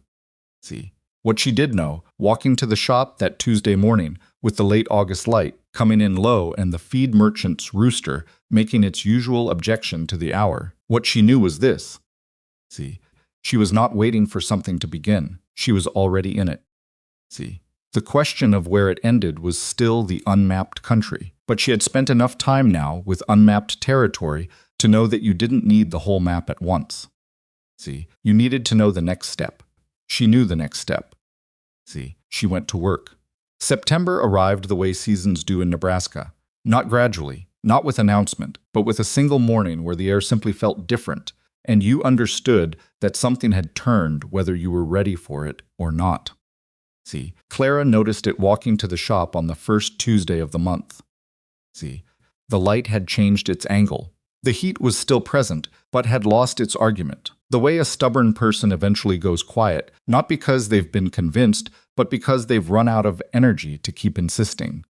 See, she pulled her shawl a little tighter and thought about the fall order list she and Cora had mapped out, the previous week 11 commissions confirmed, 3 more pending, the kind of workload that required planning at least 6 weeks ahead. See, she had input on that list.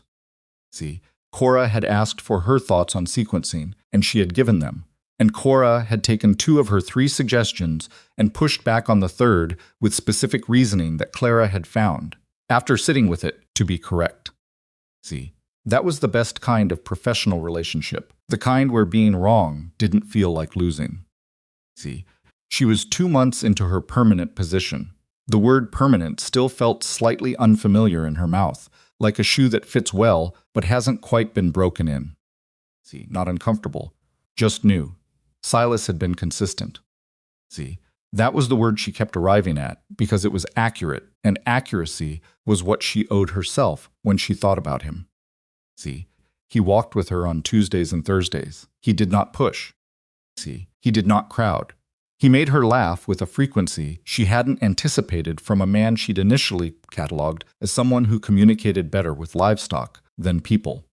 See, he was not a perfect man. He had a stubbornness about certain things that occasionally made conversation feel like trying to redirect a river. See, and there were moments where his silences ran long in ways that required her to decide whether to wait him out or fill the space, which she usually refused to do on principle. See, but he showed up. That was the thing she kept returning to. See, not in the performative way of someone demonstrating a quality, just in the actual, unspectacular way of a person who said they would be somewhere and was there. See, who said they understood something and then acted like they understood it. See, who made a mistake and didn't construct a monument to his own regret, but adjusted and went on differently. See, she was thinking about all of this, about the gap between what people say and what they actually do, and how rare it was to find those things in alignment when the letter came that changed the arithmetic of everything. See, it arrived on a Thursday in her sister Ruth's hand, which usually meant either good news delivered warmly or bad news delivered carefully, because Ruth had never in her life written impulsively. See, she read it in the back of the shop during the noon hour, on the stool near the window, with her lunch half eaten beside her. See, their mother had fallen. Not the kind of fall that ended things, but serious enough that the doctor wanted someone present for at least a month. See, Ruth had 3 children and a husband whose work kept her in Cedar Falls, and there was nobody else. See, the letter didn't ask Clara to come home. Ruth was too careful for that. See, it described the situation and then stopped, which was its own kind of asking. See, Clara read it twice. Then she sat with her hands in her lap and looked at the fabric bolts across the room without seeing them. See, she thought about Eleanor Whitmore, who had raised 2 daughters on a schoolteacher's widow's income and never complained about it in a way designed to make the daughters feel guilty. See, who had pressed $20 into Clara's hand the morning she'd left for Nebraska and said, "I know you know what you're doing, even when you don't, which is enough." See, who had strong opinions about Clara's independence that she delivered without apology, and who had also, in the same breath, stood at the door and watched her go without asking her to stay. See, she went back to work because the Thursday skirt wasn't going to finish itself, and she thought while her hands moved, which was the most reliable thinking she did. See, she told Cora at end of day. Cora listened with the focused attention she brought to anything affecting the shop's operations. See, she didn't perform sympathy, she just listened and then responded to the actual situation. See, how long? A month, maybe 5 weeks. See, the fall orders, I know, Clara said. I've thought it through. See, if we front load the next 2 weeks and I take the Patterson alterations with me-hand work, I can do them anywhere. We lose maybe 2 weeks on the Henderson Commission, which can shift to November without affecting the client. See, Cora did the calculation. Reeves' wedding is November 3rd. See, I'll be back by October 15th at the latest. That's 3 weeks for the Reeves finish. See, a pause. You're planning to come back, Cora said. See, Clara looked at her steadily. Yes, I'm not doubting. See, I'm establishing it, because if you're planning to come back, I'll work with you. See, if there's any chance you're not, I'm planning to come back, Clara said, with enough weight in it that Cora nodded and picked up her pen. See, front load the next 2 weeks. Take the Patterson alterations, a note on the order sheet. See, tell me what else you need. She told Silas that evening. See, she had spent the afternoon trying to decide how to say it, whether to lead with the practical facts or start with her mother, whether to explain the calculation she'd done about the orders or just give him the conclusion. See, she was still deciding when she saw him at the end of the main street and all the different versions dissolved and she just said it directly, which was how she handled most things when she stopped overthinking them. See, I have to go to Iowa for a month. My mother fell. See, Ruth can't manage alone. He stopped walking. She watched him take it in the information arriving, reorganizing something, settling. See, 5 seconds maybe. Is she all right? He asked. See, first. For now, Clara said. But she needs someone there. See, he nodded. When? End of next week. I want to finish what I can at the shop before I go. See, a breath of silence. Not the long kind, just genuine thought. See, okay, he said. She looked at him. That's all? What else should there be? He said. See, your mother needs you. You're going. He paused it. I'd think less of you if you were debating it. See, she had in fact debated it briefly. In the private way, she debated everything, and she was obscurely glad he didn't know that. See, I'll be back mid-October, she said. He looked at her. See, the western sky was doing the thing it did in Nebraska evenings, that particular quality of light that she had stopped trying to name because the words were never quite sufficient. See, I know, he said. You're sure of that? No, he said honestly. See, but I think you mean it. And thinking you mean it is enough to work with. See, she didn't tell him he was right. She thought it didn't need saying. See, before you go, he said. He looked somewhere past her shoulder and then back. See, I want to say something, not to convince you of anything. See, just because I think it needs to be said before there's a month between when I say it and when you hear it. See, she waited. I'm in love with you, Silas said. He said it the way he did most things that mattered, without staging, without the performance of it. See, just the plain fact delivered directly and left where it landed. See, his face didn't change after he said it. He wasn't waiting for a particular response. See, he was a man who had said a true thing and was willing to stand next to it, however long that took. See, Clara was quiet, not from surprise. She had known it was coming the way you know weather is coming, by the quality of everything preceding it. See, she had known and had been deciding privately what she wanted to say back. See, I know, she said. He blinked. She stopped. He started again. I know, and I'm not indifferent to it. See, I want you to have that. I'm not going to tell you, I love you back right now because I need to mean it completely when I say it, and I haven't arrived there yet with enough certainty to say it fairly. See, you don't have to explain, he said. I want to, she said. See, because you deserve more than just, I know. She looked at him steadily. See, what I know is that when you're not around, the walking is less interesting. See, I look for you when I come out of the shop in the evenings, before I remind myself that's what I'm doing. See, the way you handle being wrong about something is one of the things I respect most about any person I've met. She paused. See, I don't know yet if that's love or the beginning of it or something I don't have the right word for. See, but it's real. I want you to have that. He stood with that for a moment. See, that's enough, he said. That's more than enough. See, don't settle, she said. I mean it. Don't decide that's sufficient because you're afraid. See, Clara, quietly, she stopped. I'm not settling, he said. See, I know what settling feels like, and this isn't it. See, you just told me I'm worth waiting for you to be completely honest. See, that's not settling. That's the best thing anyone said to me in years. He paused. See, go take care of your mother. Come back when you're ready.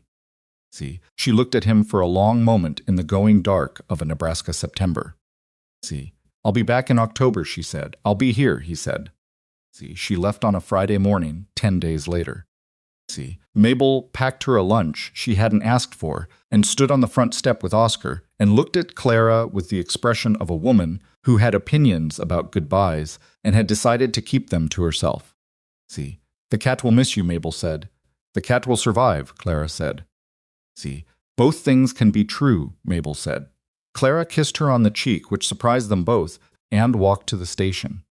See, Silas was not at the depot. She had asked him not to come, because she knew herself well enough to know that train station goodbyes had a gravity that could pull you toward decisions you hadn't made cleanly yet. See, she wanted to arrive in Iowa with her thinking still her own. See, he had respected that without argument. At the ticket window there was a note in his handwriting, not elegant, the kind learned practically rather than formally, each letter doing its job without ornamentation. See, it said, October 15 or whenever. The walking will be here. See, she put it in her coat pocket beside the return ticket and got on the train. See, Iowa was familiar the way things from before are familiar, not comforting exactly, but requiring less attention. See, she knew the particular flatness of Cedar Falls, the way the streets organized themselves, the smell of her mother's house, which had not changed in her entire life, and which she discovered she had opinions about only once she was back inside it. See, Eleanor Whitmore was more fragile than Clara had expected, and less fragile than Ruth's letter implied. See, which was probably the truth, splitting the difference between one daughter who worried extravagantly and one who had trained herself not to worry enough. See, she had broken nothing in the fall, but had badly bruised her left hip and right wrist, and was managing with the stubborn independence of a woman who viewed assistance as a temporary concession rather than a permanent arrangement. See, you didn't need to come, Eleanor said when Clara arrived. See, you needed someone here, Clara said. Mrs. Fenner next door. See, Mrs. Fenner is 81, Clara said. Sit down and let me make you tea. See, Eleanor sat. She watched her daughter move around the kitchen with the efficient confidence of someone who had been running her own life long enough that someone else's kitchen held no mysteries. See, you look different, Eleanor said. It's been 4 months, Clara said. See, that's not what I mean. Her mother studied her. You look like you know something you didn't. See, Clara brought the tea and sat across from her. I learned some things. See, about Nebraska, about myself. Nebraska mostly provided the circumstances. See, Eleanor wrapped both hands around her cup. The same gesture Clara made. She noticed and looked at her steadily. See, is there someone? Clara looked at the table. There's a possibility. See, nothing settled, but something real. Something real, Clara agreed. See, tell me about it, her mother said. So Clara told her. See, not all of it. Some of it was too recent and too internal to translate yet. But the shape of it, the platform, the wrist, the apology with no scaffolding, the walks, the feed store, the note at the ticket window. See, Eleanor listened without interrupting, which was not her natural inclination, which meant she was taking it seriously. See, when Clara finished, her mother said, He sounds like he frightened himself. See, he did, Clara said. That's not necessarily a bad thing. See, men who are never frightened by what they're capable of are more dangerous than ones who stop and reckon with it. See, Clara hadn't framed it in exactly those terms, but she turned it over and found it sound. See, he's not what I came to Nebraska looking for, she said. See, no, her mother said, but he might be what you built Nebraska into. See, Clara looked at her. Eleanor Whitmore, who had raised 2 daughters alone and had never once claimed to understand Clara completely, which Clara had only recently understood was a form of respect. See, I don't know yet, Clara said. You'll know, her mother said. See, you always know. You just take longer than most people to let yourself believe what you already know. See, she stayed 5 weeks. The first 2 were fully occupied, the practical management of a household with someone limited in mobility, the particular negotiations of helping a proud woman with tasks she found humiliating to need assistance with. See, Clara rearranged furniture so her mother could navigate safely.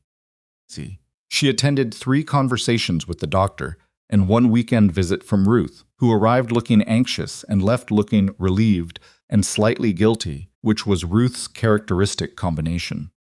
See, Clara didn't resent any of it. She had not expected to feel useful here in this way, but she did in a different register than the shop, less creative, more fundamental. See, the kind of useful that comes from being present in someone's actual life, rather than in the professional version of yourself. See, her hands didn't stop. She worked the Patterson alterations in the evenings by lamplight, and she wrote to Cora with updates on the sequencing. See, and Cora wrote back with the unsentimental efficiency of a woman who trusted the arrangement and saw no reason to manage it beyond what was necessary. See, Silas wrote once, 1 letter which arrived in the 3rd week. See, it was not long and did not declare anything beyond what he'd already declared. See, it described, with a plain-spoken humor she hadn't fully encountered from him in written form, an incident involving a spooked horse, a collapsing fence section. See, and the comprehensive destruction of Tom Reardon's recently constructed theory about his own competence around livestock. See, it ended. The walking is still here, so am I. She read it 3 times. See, she wrote back once, describing her mother's recovery and the Patterson work and a thing she'd been thinking about regarding Mabel's cat. That creatures who require you to earn their trust are more reliable than creatures who offer it cheaply. See, and that she'd come to think this applied beyond cats. See, she did not say she meant more than the cat. She thought he would understand that she did. See, in the 4th week, she ran into Harlan Pierce. It was at the dry goods on a Wednesday morning, and she saw him across the store before he saw her, which gave her a few seconds to check what she felt about it. See, what she found in those seconds was almost nothing. See, not resentment, not the complicated mixture of frustration and wounded pride she might have expected even 2 months ago. See, just recognition, the mild kind, the kind you have for someone who was briefly significant and is now simply a person you know. See, he saw her. Something moved across his face, embarrassment and possibly genuine discomfort, and then he came over. Because not coming over would have been its own statement. See, Clara, he said. Harland, she said, a pause. You look well, he said. See, I am, she said. My mother had a fall. I'm here a few weeks. See, I heard you were still in Nebraska. Something in his tone, not quite regret, more like the sound of a man revising an assumption he'd been comfortable with for months. See, I am, Clara said. Permanent position there now. See, he was quiet for a moment. I'm glad, he said. She thought he actually meant it. See, I heard you've been keeping company with Eleanor Cross, Clara said. See, Harlan's expression shifted warmer, more unguarded than she'd ever seen from him. See, we've been, yes. I'm glad for that too, Clara said. See, and meant it fully. They stood in the dry goods store with the odd, weightless quality of two people who had narrowly avoided each other's futures, and were both, on reflection, relieved about it. See, I was wrong, Harlan said, about what I expected. See, it wasn't fair. No, Clara said. But I don't think you meant it badly. See, I didn't, he said. That might be worse. It's human, Clara said. See, being wrong about what you actually want from a person until you're standing in front of them. See, most people do it at least once. She paused. The ones who own it afterward do better than the ones who don't. See, he looked at her for a moment with something close to gratitude. See, you're different than you were, he said. Nebraska, she said simply. See, he laughed short and genuine, and she smiled, and they said goodbye with the ease of people who have finally placed each other correctly. See, and she watched him go and felt the last small weight she'd been carrying about. That chapter set itself down for good. See, she was ready to go home. The thought came fully formed and without ambivalence, and she turned it over the way she turned over everything that surprised her and found it solid all the way through. See, not Iowa, not the house she'd grown up in, or the shop on Millbrook Street, or Ruth's careful letters. See, Red Willow, the room above Mabel Crowley's house, Bellamy's dress shop with the slightly uneven sign. See, the flat, enormous sky that went on past everything, and which she had come to find clarifying rather than oppressive. See, home was not where you started, it was where you kept choosing to be. See, she told her mother she was leaving October 12th 3 days ahead of what she'd told Cora, and a full week ahead of what she'd told Silas. See, Eleanor was walking without a cane by then, carefully but independently, and had resumed the bright-eyed, particular irritability that was, in their family, the reliable indicator of real recovery. See, 3 days earlier than you said, her mother observed. See, the shop needs me, Clara said, which was true and also not all of it, and they both understood that. See, her mother looked at her with the expression of a woman who knows everything and has decided to let her daughter have the dignity of her own framing. See, of course it does, she said. They said goodbye in the way that people who love each other without being demonstrative manage it, with practical instructions about the hip and the stairs and the doctor's follow-up visit. See, and underneath all of it, the real thing that required no words because they had never needed words for it. See, Clara was on the train by 7 in the morning. She watched Iowa go past the window and felt, for the first time in 4 months, completely certain about where she was going and why. See, both things together, which was different from knowing one without the other. See, she arrived in Red Willow in the late afternoon of October 14th. See, the station looked the same. The crooked church window looked the same.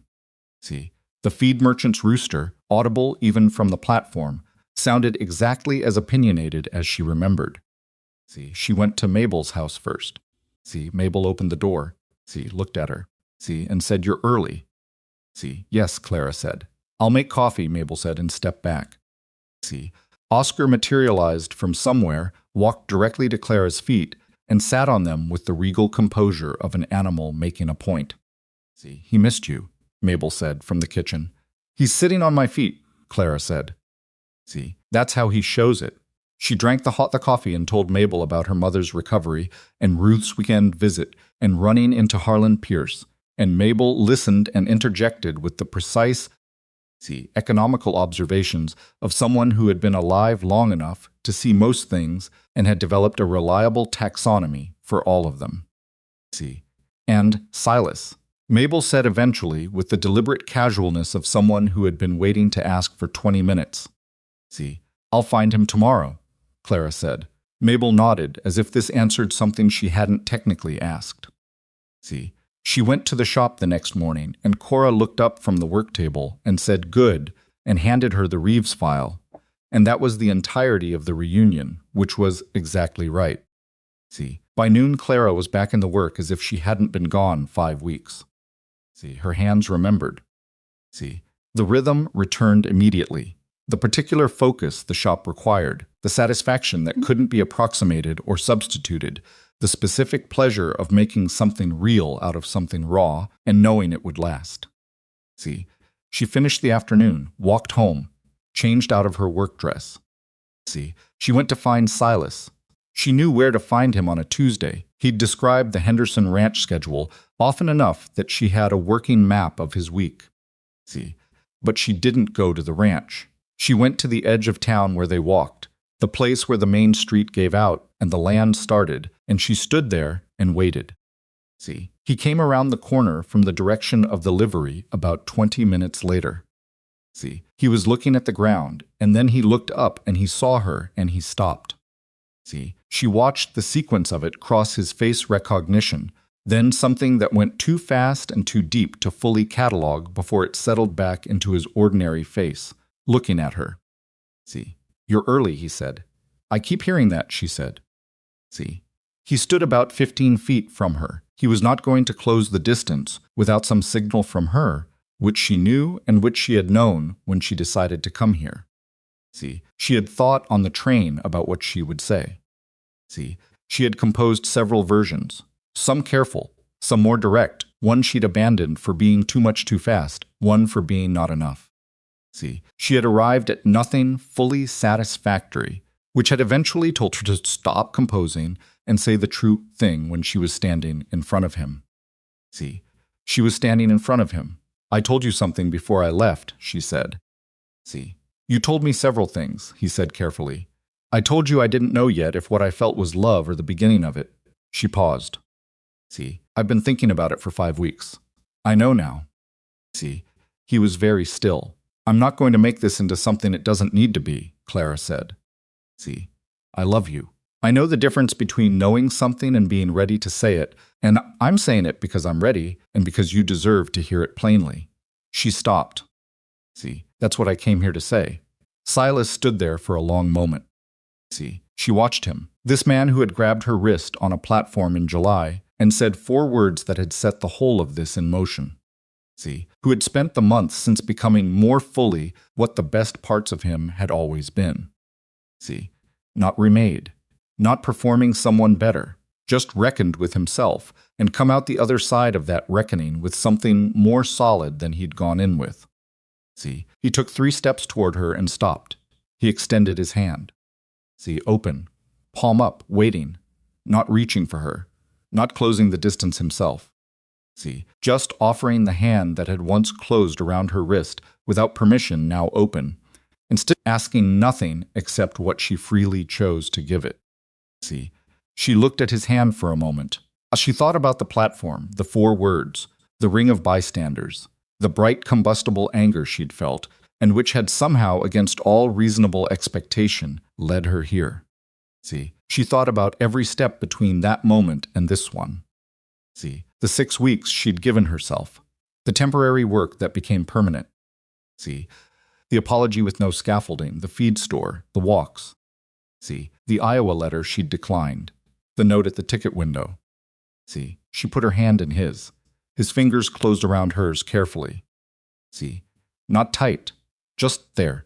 I love you, he said. I've said it once, and I didn't want to keep saying it until you were ready to say it back, but now that you have... He stopped.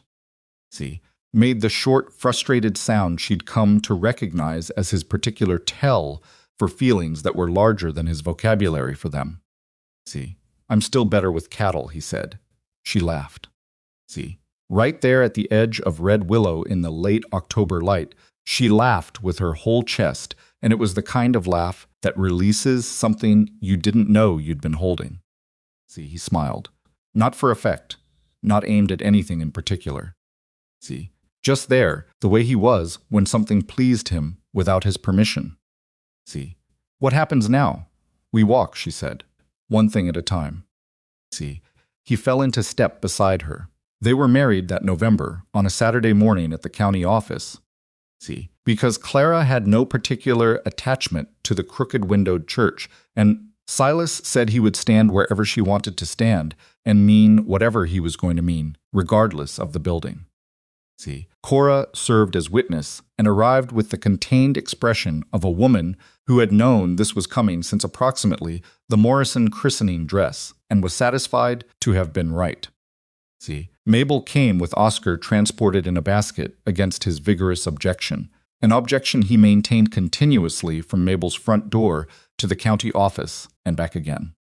See, the justice of the peace was a man named Howard Gall, with the efficiently cheerful demeanor of someone who had performed enough weddings to have identified the essential ingredients, intention, clarity, and completion before anyone reconsidered, and applied them without unnecessary ornamentation. Clara wore the blue dress, the one she'd altered in her first week at Cora's shop, taken in at the waist, let out at the shoulders, adjusted until it fit the actual body she had, rather than the body the original pattern had assumed. It still fit correctly. She had made sure of that. Afterward, at Mabel's kitchen table, there was cake that Mabel had made without announcing she was going to, and placed on the table without commentary. Cora produced a bottle of something that was better quality than what Red Willow usually had access to, and declined to explain the provenance. They sat around the table, all of them, Oscar having exited the basket and established himself on a chair with the dignity of a creature who had decided to accept proceedings, and talked about ordinary things, the fall orders. The Henderson Ranch's winter preparation, the new family that had arrived on the north end of town. And underneath all of it, quiet and solid as good seam work, the warmth of people who had come through something together and were now standing on the other side of it. Clara kept her work at the shop. Silas never asked her not to. There was one morning in December when he asked, not unkindly, just genuinely, whether she ever thought about not working. Whether she might want more time. Whether the shop had become more obligation than pleasure. She looked at him over her coffee cup. Is the ranch more obligation than pleasure? She said. Both, he said honestly. Same, she said. That's not a reason to stop. He thought about that. Fair, he said. Also, she said, the quality of anything we build together depends on the fact that I'm not dependent on you for it. If I give up the work, I give up the ground under my feet. And then what we have is built on yours, not ours. He was quiet for a moment. I hadn't thought about it that way, he said. Think about it that way, she said. He did. It changed nothing in his manner toward her or toward the shop, but it changed the questions he asked about her work, made them more specific, the kind that came from actually listening rather than waiting for his turn. She noticed the change and said nothing about it, which was its own form of acknowledgement between two people who had learned to read each other's particular language. He was not a perfect husband. She had not expected one and would not have known what to do with one if she'd gotten it. He was stubborn about things involving the ranch in ways that occasionally made conversation feel like petitioning a wall. He had a temper he kept controlled most of the time, but which showed itself at the edges when situations exceeded his ability to manage them, which told her something about where he felt most vulnerable. He sometimes required information twice, which she had established in the first month of marriage was not a permanent arrangement she would accommodate. And he had agreed with the mildly chastened expression of a man who knows he's been caught and respects the catching. She was not a perfect wife. She knew this with the same honesty she applied to everything. She was exacting in ways that occasionally read as cold until you understood that exactness was how she showed care, that she measured carefully because imprecision was to her a form of disrespect for the thing being made. She did not find it easy to ask for help. That was a pattern she was working on with the same systematic attention she brought to complicated construction problems, identifying the fault, understanding its origin, developing a better approach. See, she was slow to say when something bothered her, preferring to think it to resolution before speaking it, which Silas found frustrating and which she was learning, slowly and imperfectly, to do differently. See, what they had was not a smooth thing. It had friction in it, the productive kind that comes from two people with genuine characters occupying the same space, and neither one willing to sand themselves down to make it easier. See, there were arguments that lasted past bedtime and one that lasted 3 days, during which they were both icily civil in a way that was somehow worse than open conflict. See, until Silas said something so precisely wrong that it broke the formality entirely, and they had it out properly, and came out the other side of it with a clearer map of each other than they'd had going in. See, that was marriage, Clara thought, as she understood it, not the absence of difficulty, but the willingness to come through difficulty without pretending it hadn't happened. See, what they had was not the life she had come to Nebraska to build. See, it was the life she had built instead, out of the materials she'd actually found, rather than the one she'd planned for, and it was better, she thought, than the planned version in the specific ways that things built from real materials always were. See, less symmetrical, more solid, the kind of solid that doesn't announce itself, but is simply there when you put weight on it. See, Harlan Pierce married Eleanor Cross the following spring. See, Clara heard it from Ruth, who included it in her quarterly letter with the same careful neutrality as always. See, Clara wrote back, "I'm glad for him. She sounds right for what he wanted." See, and she meant it without remainder, no residue of bitterness, no complicated feelings requiring management. See, just genuine goodwill for a man who had wanted something she wasn't and had found someone who was. See, there were mornings in that first winter mornings when the cold came under the door, despite the weather stripping she'd added in October, and the walk to the shop was harder than it felt like it should be. See, and the work pile was larger than the day felt sufficient for, when Clara thought about Iowa. See, not with longing, with the particular reflective quality of honest people looking at roads they didn't take. See, she thought, that would have been a life.